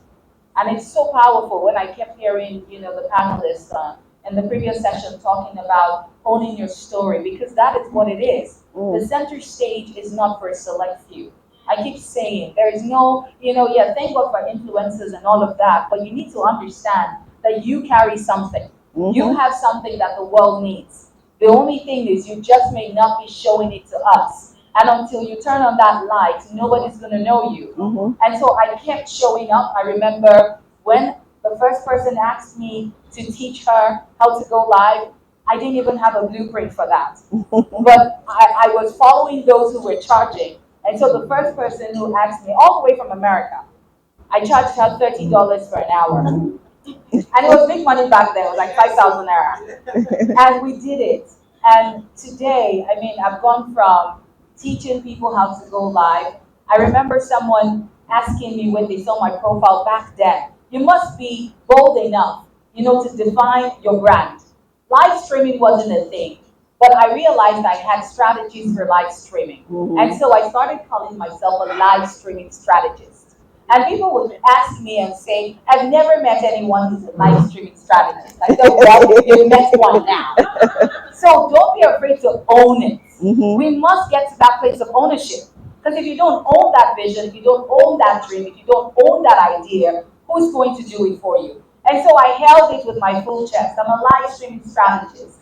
And I kept giving strategies. And it just kept blowing up. People started coming to me. 2020, that COVID year, was the best year of my life. Wow. I mean, I pray for yes and better years are coming. Amen. But because that was the year the world was shut down. And all of a sudden, that which I had been preaching now became relevant because people now wanted to be seen. There was nowhere to go.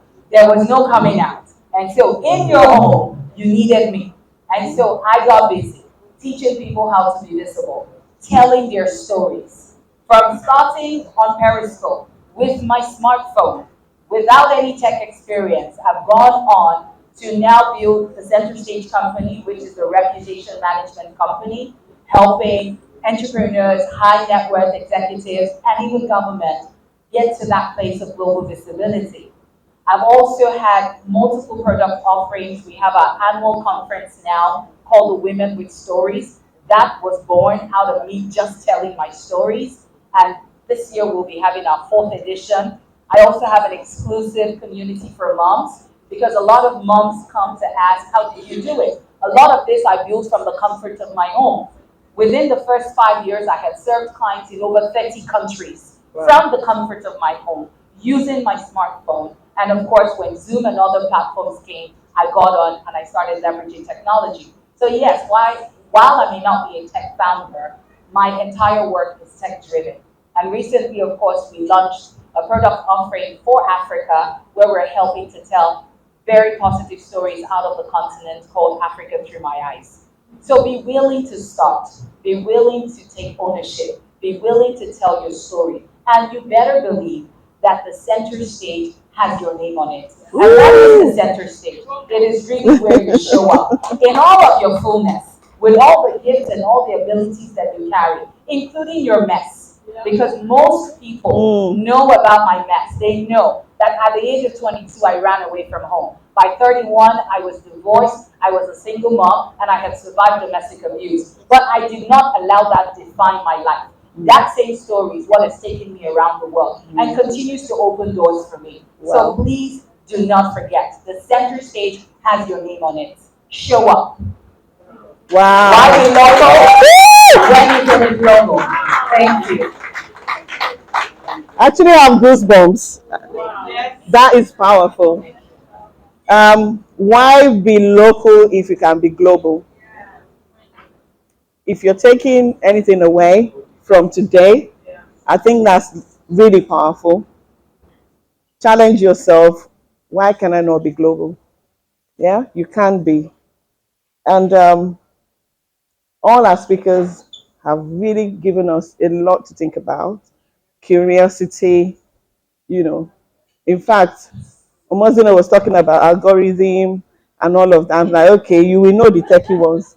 They will always be, AI, this one. I'm like, okay, we all have different level of knowledge, but thank you so much. And basically telling us about, the challenge when she started our family and from a very rich background to, okay, we have to manage and reliant on the husband and then thinking, hang on, I can do more for myself. I've been in our course before. She teaches people how to set up e-commerce. There's something about lifelong learning. I didn't think I know it all. I never do. I always want to learn. I went under her, like, okay, come and teach me this thing. I'm not running an e-commerce business, but I want to know.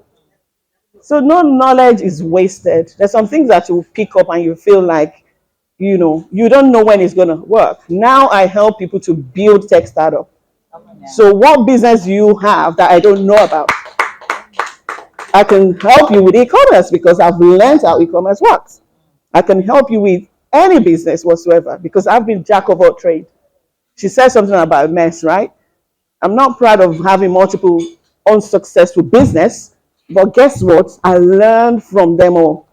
And I can now help anyone, regardless of what business you have, because I've literally touched almost everything and I've learned from it. So I don't know if anyone's got any question for them because I think she's about to take the microphone. Okay, we've got a question over there. Can I have one mic? Yes, of course. I think we want. Oh, yeah.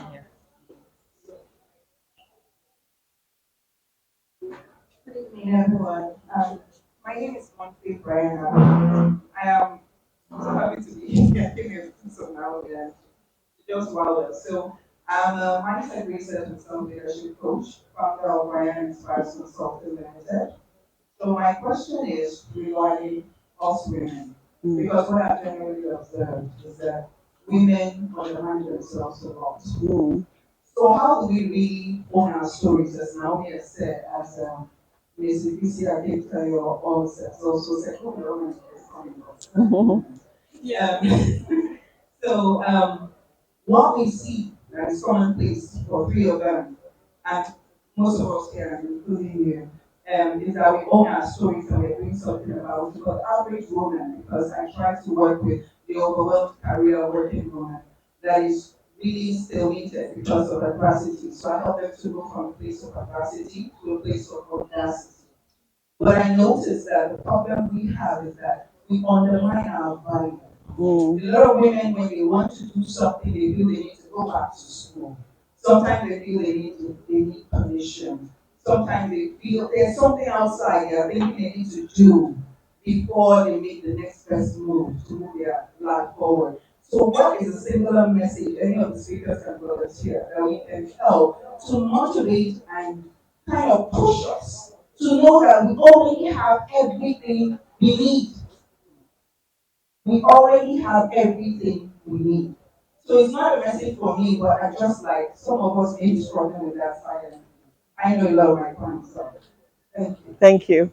Practitioner and the founder of EM Legal. EM Legal is a virtual law firm. Now, I'm so happy that this set of women are on stage because I've been hearing women speak and I'm wondering, am I the only one that have kids? Am I the only one that have a family? Now, I started my virtual law firm because, just like Rima, I was sitting down one day and I was nursing my child and I was feeling like I was wasting. I'm actually young. And part of the reason why I didn't want to get married is because I was feeling I would lose this. Because I was actually thriving. Then I got married, I got pregnant, nursing my child, just sitting down there, and I said, why don't I just start something online? And peradventure, I just, like a miracle, I don't know if you're reading my thoughts, saw something pop online, remote practicing for lawyers. I jumped on it and I went through the class and I was like, this is for me, and I started my virtual law firm. Jumped on Instagram, I didn't have money to create a website. And I said, okay, let me start on Instagram. And I started and I saw that people don't really know that you can actually do law practice away from the four corners of an office world. And I'm like, okay, that's great. So I told myself, this is going to help me manage my family and everything, not knowing that it is going to choke, choke me up. Now, so I started, I was doing good and all. But on the long run, I am a startup. And I employed one person to join me to help me do administrative work. I employed another person. Then the issue of staffing started. One person calls, I'm not feeling fine, I'm not coming to work. Two people, on a good day, you just two people that are supposed to back you up are not there. You have a child. Yes, sorry. So my question is, for a startup like me, a young family woman, I have kids, I have a family, and I also have a business, and that is choking me. How do I navigate? How do I manage my family? How do I manage my business? And how do I manage staff? Thank you. Any more for any more? No, That's it. What I would suggest is, So, people losing sleep over the things that you can do. I think a lot of women need to realize this, that it's not about them. Because a lot of times we're so caught up in our world and all the things that could happen if we show up, that we forget and we lose sight that there are people who are waiting for the solutions that we carry. And that is something that has guided me on my journey. Even when it feels like as a mom, I am, overwhelmed. I have 4 children in 2 different generations. I have a 22-year-old, a 20, a 9, and a 7. And so sometimes I'm split between 2 generations. However, I've come to that place of knowing that what I carry, the experiences, the things that I know, there are women who need to know that, look, I can be who I want to be. I can show up in all of my fullest potential. And I think we also need to read. As regards staffing, I discovered that the problem we have is certain staff that are not performing and also giving a consequence for bad behavior. Now, I had that problem also early when I had staff, the empathy part of me, it's a bad behavior. I don't want to. But I discovered that staff naturally like bosses who are harder than them, on them, than those that are softer. Now, you can try this and you will see. So I've checked this out, I've done research on this, and I've discovered it. And so someone like me who has soft tendency with people, I had to work on myself. I had to learn a lot on leadership. I had to learn on management. I had to learn more about temperament as it relates in the workplace as well. So when there's a consequence, I give you, when there's a bad behavior, I give you the consequence for bad behavior. I don't think twice. If you have to be fired, I fire you. I still fired my PA last month, my former PA, and he was still thanking me, appreciating me. And that is me. I will fire you, we will still be friends. So you will see that it is not that I hate you, I don't despise you, but it's just that we are not going the same way. Our vision doesn't align anymore. So if you can be, if you are able to find a balance, delegation, and actually give consequences to bad behavior in your place of work, let them know what you stand for, who you are. I believe you will enjoy your life. You won't have issues of staff misbehaving. The staff won't come to work. What happened to my pay? He did not come to work. He did not show up. Why won't you show up for 3 days? And I kept quiet. I said, resume. He did not resume. Resume, he did not resume. And the next thing is, get all, come. I just had the HR, send an email to him. Tell him that he's no longer working for this organization. And if he doesn't hand over properly, his salary should not be paid. He was my PA. But I needed to do that because if I don't show that example, what happens is that it's going to pollute the system. And the bad behavior will continue. After all, the boss did not do anything. This guy did it.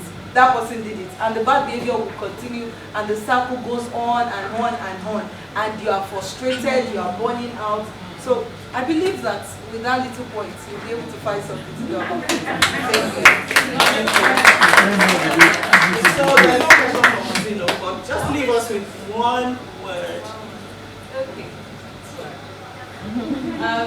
So she asked a question, and I think one of the things that women need to pay attention is have a support system that helps you to quench the noise in your head. If you have a business, ensure you are hiring team members. Be very self-aware. Me, I know when I'm misbehaving, and I know when my team can tell me, once from now, this is not gonna flow. And I respect them for that because I know that I did not hire stupid people. Do you understand? To work with me because I know that I need that check and balance, right? Also have advisors. So have your personal squad of advisors that knock your head into shape. Oh, I don't think it's going to work. I have imposters. Imposter what? Are you ready now? Yes, I'm ready. It's super helpful. If not, all the times when I was meeting failures and rejections with what we're trying to do, I would have just said, you know, and I did give up.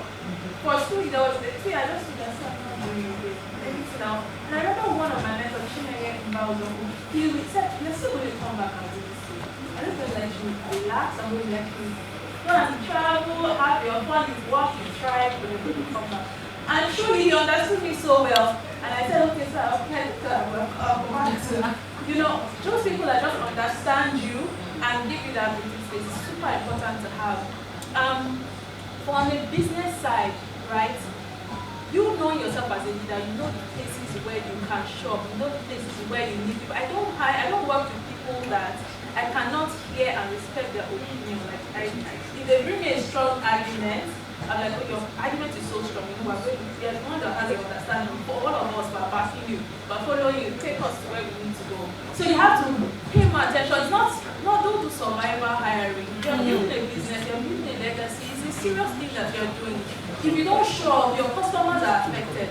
The people that are depending on you to show up, so your back engine has to be tight, right? So rush hiring, survival hiring, or specifically is my budget. There's a good talent that can work with your budget in this market. And you have to have that mindset. Thank you. You can use your app, right? Yes, absolutely. AI. Try it out. Use our app to do the matching, get the right profile, and it will filter out some, nuances. All right. Thank you very much, my lovely guests. I think we've learned a thing or two. Please help me give them a round of applause.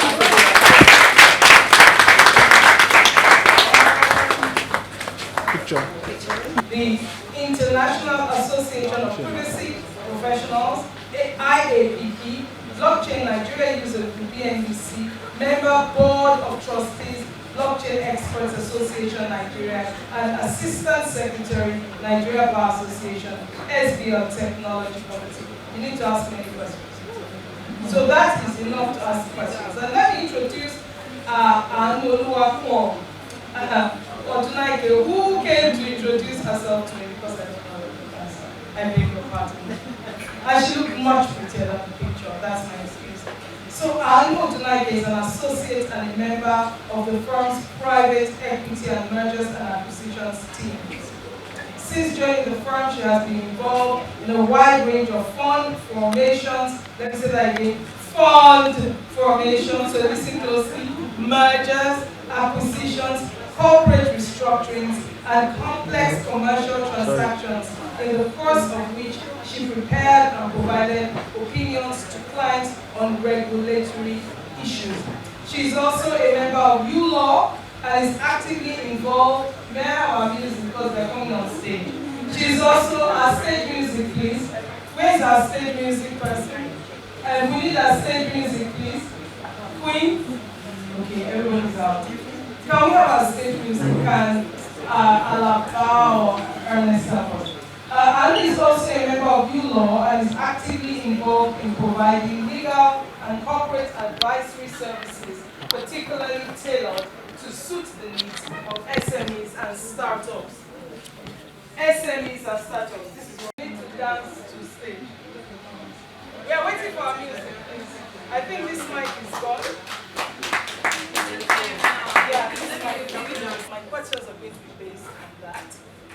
But we're looking at the legal aspect of technology.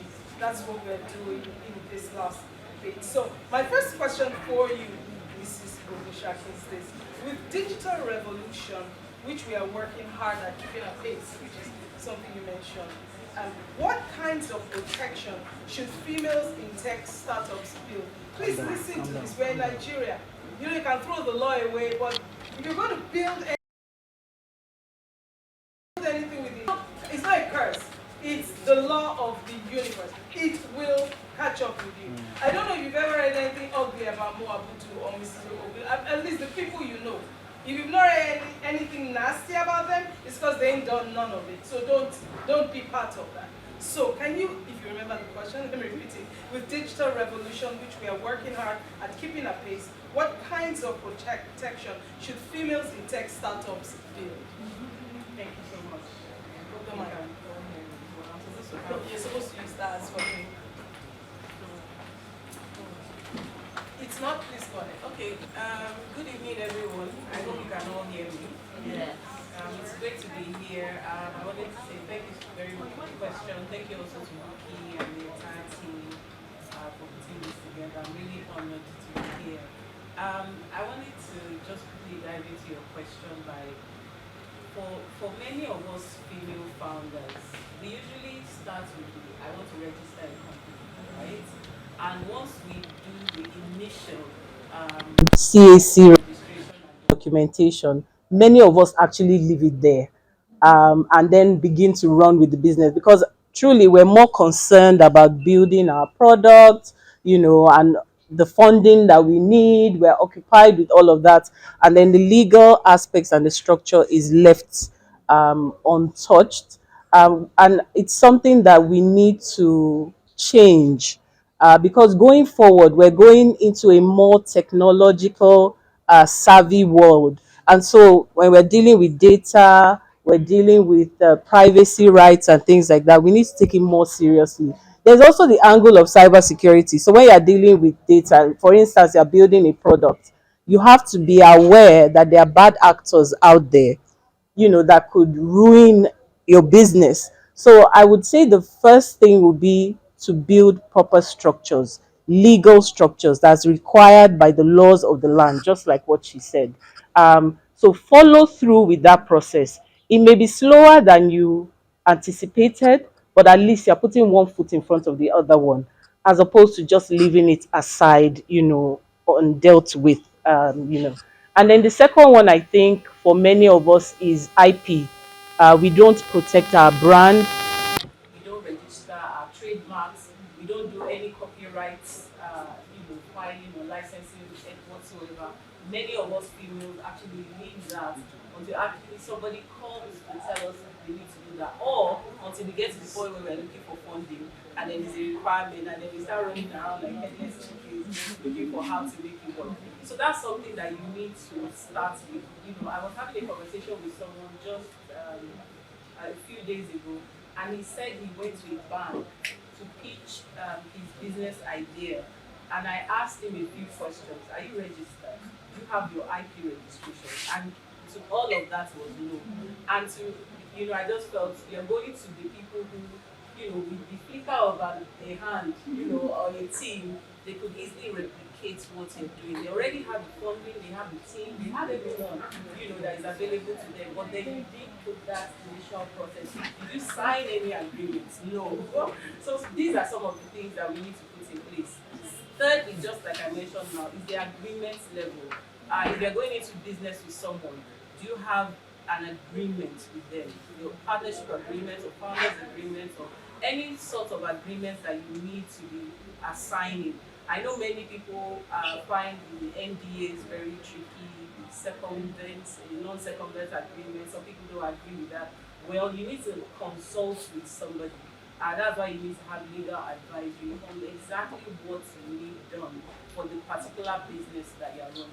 So these are some of the things that you need to consider. And then going into technology now, there's a lot more responsibility on data privacy laws are there the cyber crime laws, the things that you don't want to be working against, because business in itself is hard enough that you now have to create circumstances where the law is against you or you're against the law. So you need to put these things in place. People say to me all the time, I can't afford uh, legal advisory. I don't think that is true. And I think a lot of the panelists have touched on that, like being penny wise, pound foolish. You need to have those proper investments. Have conversations with your legal experts that you have. It could be a colleague or a classmate or somebody that you know that you can work with or a professional that you've met at an event. And I'm sure there is some sort of arrangement that you can work on. Legal companies now, firms are working on collaboration. So you could collaborate. There are other things that you can offer to the legal experts in exchange.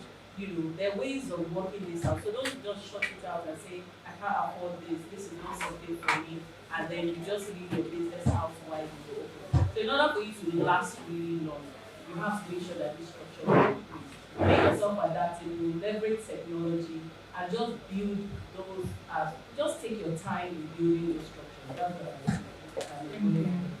Okay. Thank you so much.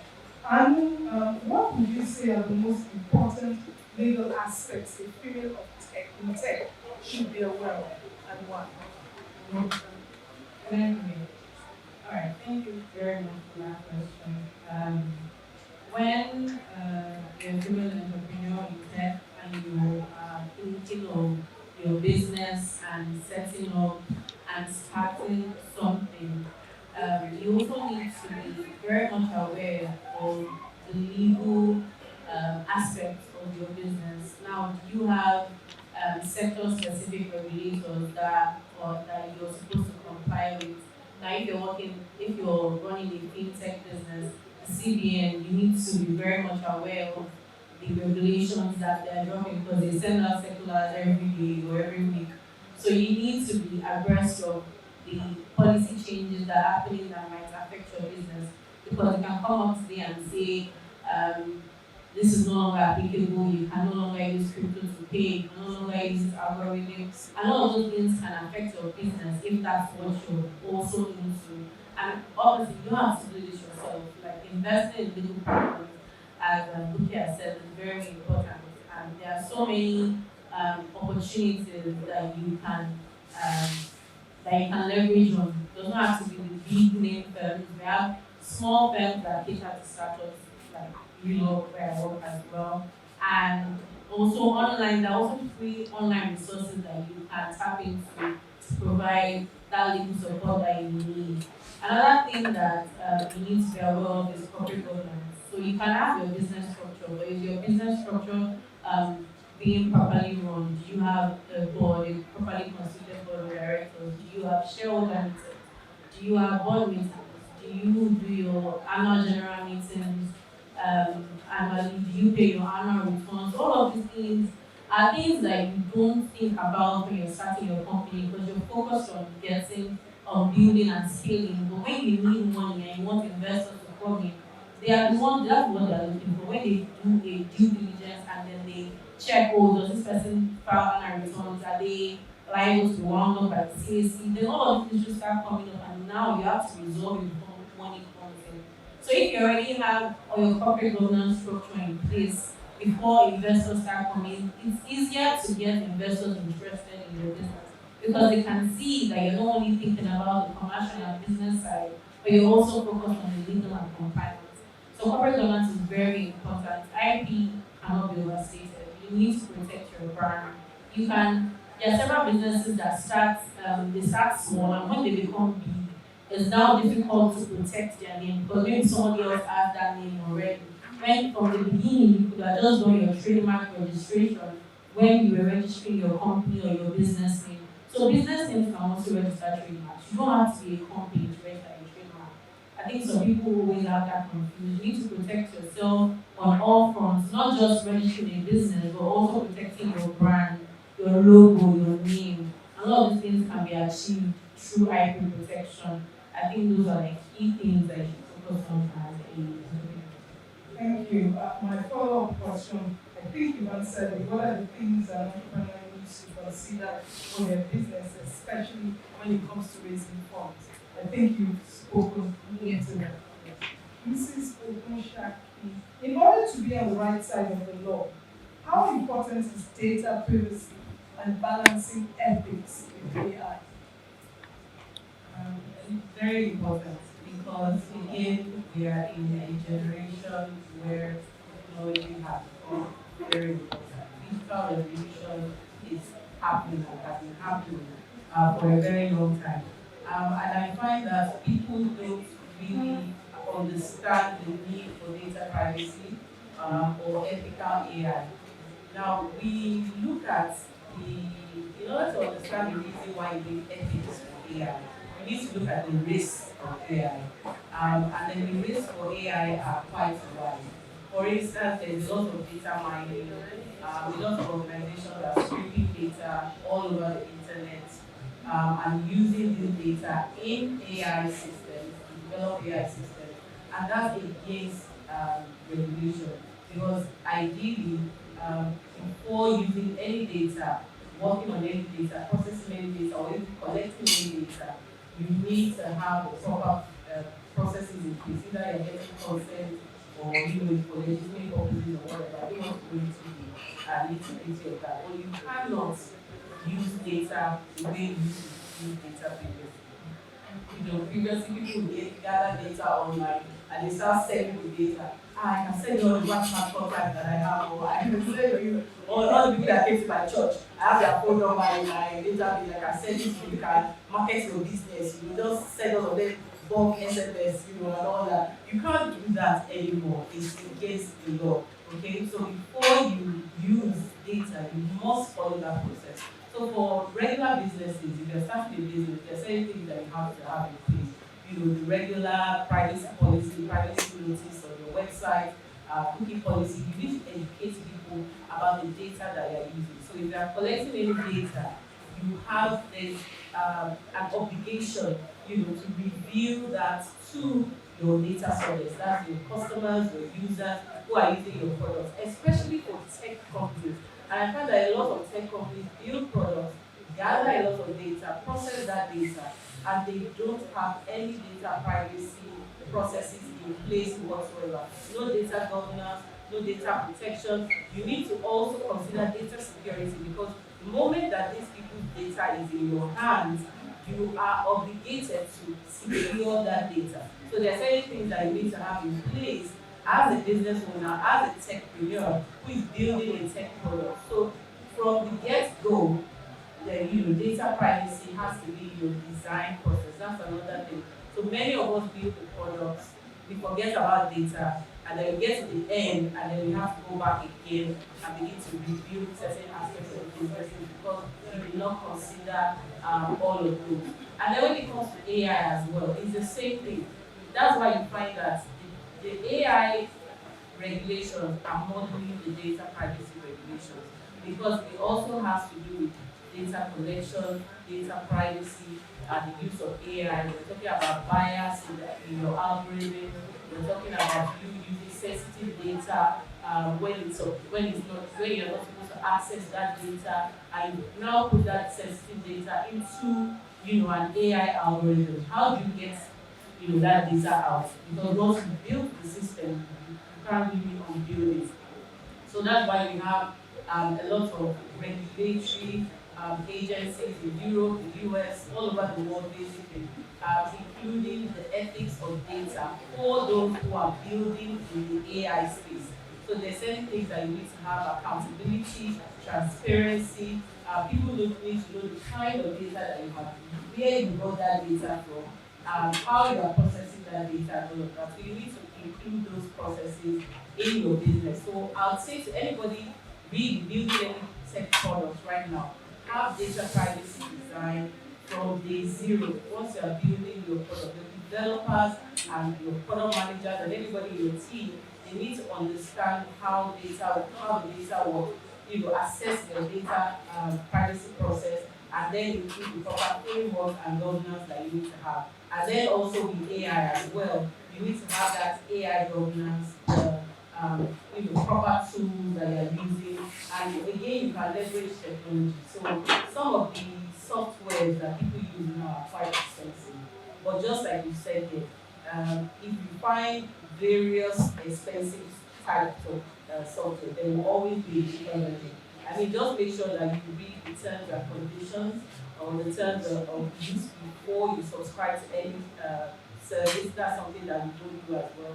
Make sure that you are reading those fine lines. Many people just tick away, and you don't know what you ticked away, because we are so desperate to get to the other page. Let me just get to the information that I need, and then you just subscribe, and then later on you're finding out you signed something away. Maybe your personal sensitive information has now become part of that process. There's nothing they can do. Or maybe your images that were specially designed by you or by someone have entered into the system and have become part of the data of that system. So we just need to be very careful about these things. If you're not completely aware, get somebody who is well knowledgeable in the space and be able to give you the proper guidance to follow. Thank you. Who do we see and who do founders, female founders see to set up all these IP? So you use a lot of techie jargon that we don't know anything about. Who do we go talk to first? And that will be our final question. So BAO Online, can you please come to the front? Go ahead. Let me get it. Alright. So I think one getting a good partner is what's important. So like I said, what do you want? So we cater to SMEs and startups, and one of the things that we do is help founders and startups from the beginning, like incorporating your trademark, your tax registration, getting your VAT, TIN, all of those things are things that people forget to do. So we advise you on how to structure your business and make the relevant registrations with the different regulations. So it can be, there are some things about having to register with like 10 different people. Whether you're doing tech, but you're going to then go to CBN, you get this license from them, all of those things, all of the regulatory bodies, the CSA, the IP, FIRS, it's just a lot when you think about it. But if you have a legal partner, that person can help you and advise you on how all those processes can be streamlined in order for you to have all of these registrations being done at least in your first year of business. You should have your CAC, your trademark, and your tax registrations all sorted out. And it's a straightforward process if you have the right partner. To give you as an example, there are so many other legal solutions firms that also offer the same kind of services. So you can reach out to me or any other legal solution firm. Thank you so much. Can we have a round of applause? Does anybody have any questions? must ask a question. When we read Mrs. Odisha case, you have to ask all those SPPCCs.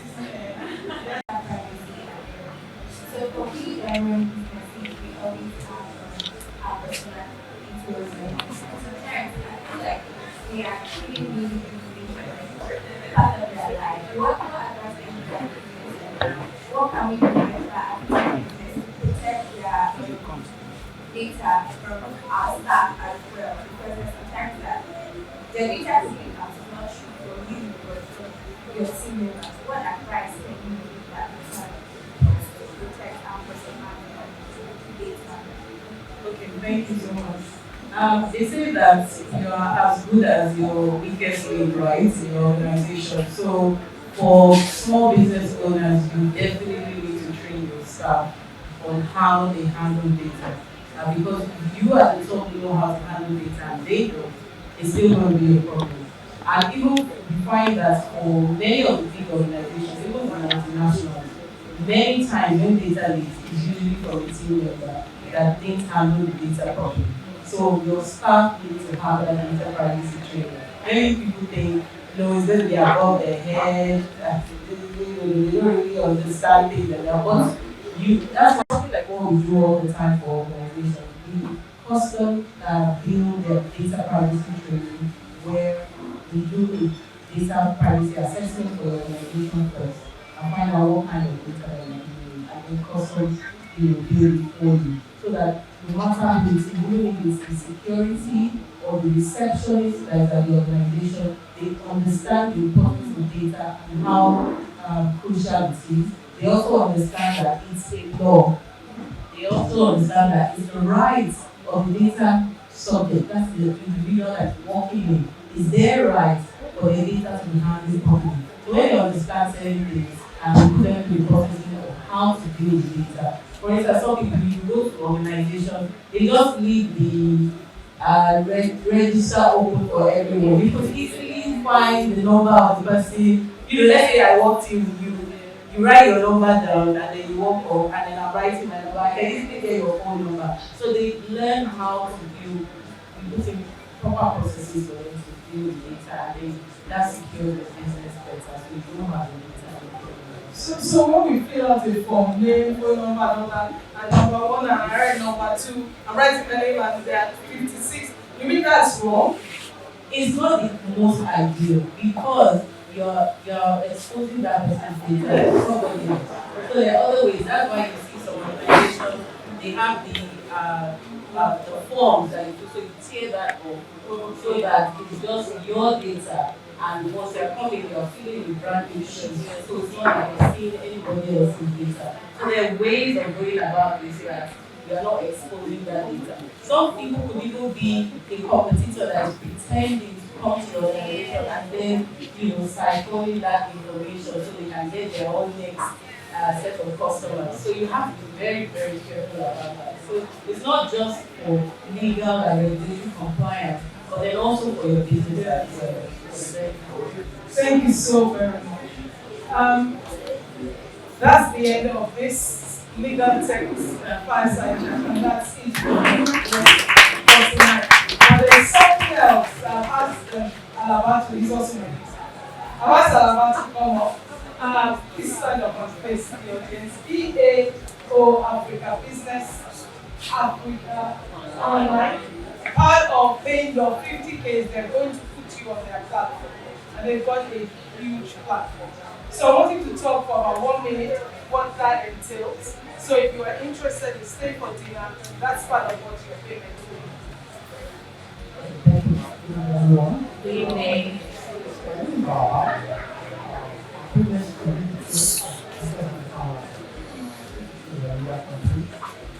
What we do is how to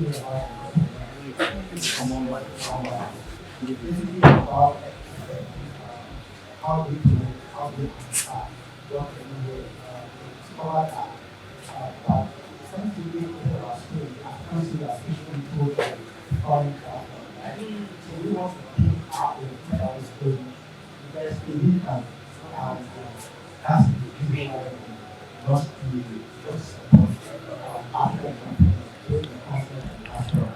So We are offering all female founders seated here, investors, accelerators, free media exposure on our platform. Just to add to that, you also get access to our community members, and our community members involves investors, especially women-led founders, investors, and other fellow founders too, playing in the field that you get access to. Thank you. And I think that is priceless. You don't have to look for them. You don't have to attend something else. Somebody just puts you on their platform and have access. I think that is priceless. So I think that is it. We're done.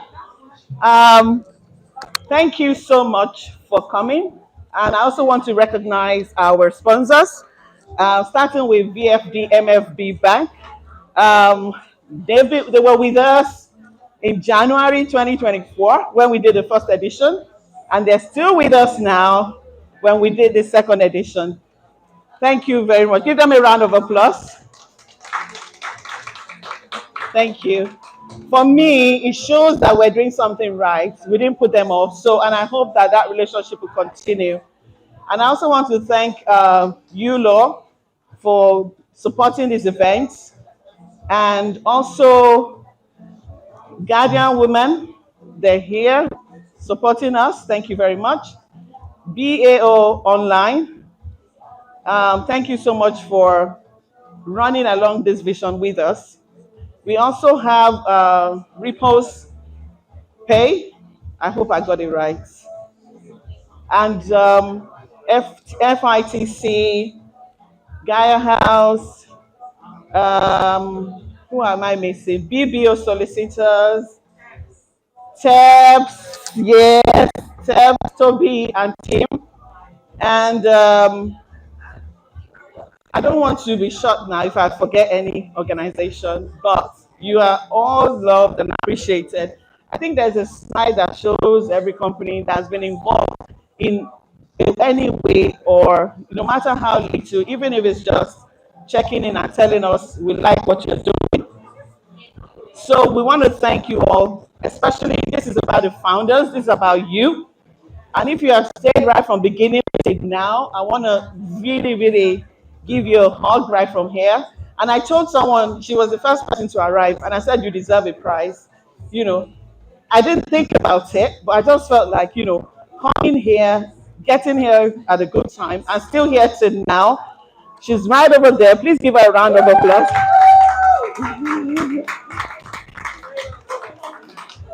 I mean, that shows the level of interest. So I want to thank you. I'd like to ask a few people how today has been for you. So I don't know, you might not have had a chance to speak at all today, or you've not asked any question. So I want to hear from someone that have not spoken at all. Any volunteers? Volunteer there. Come up.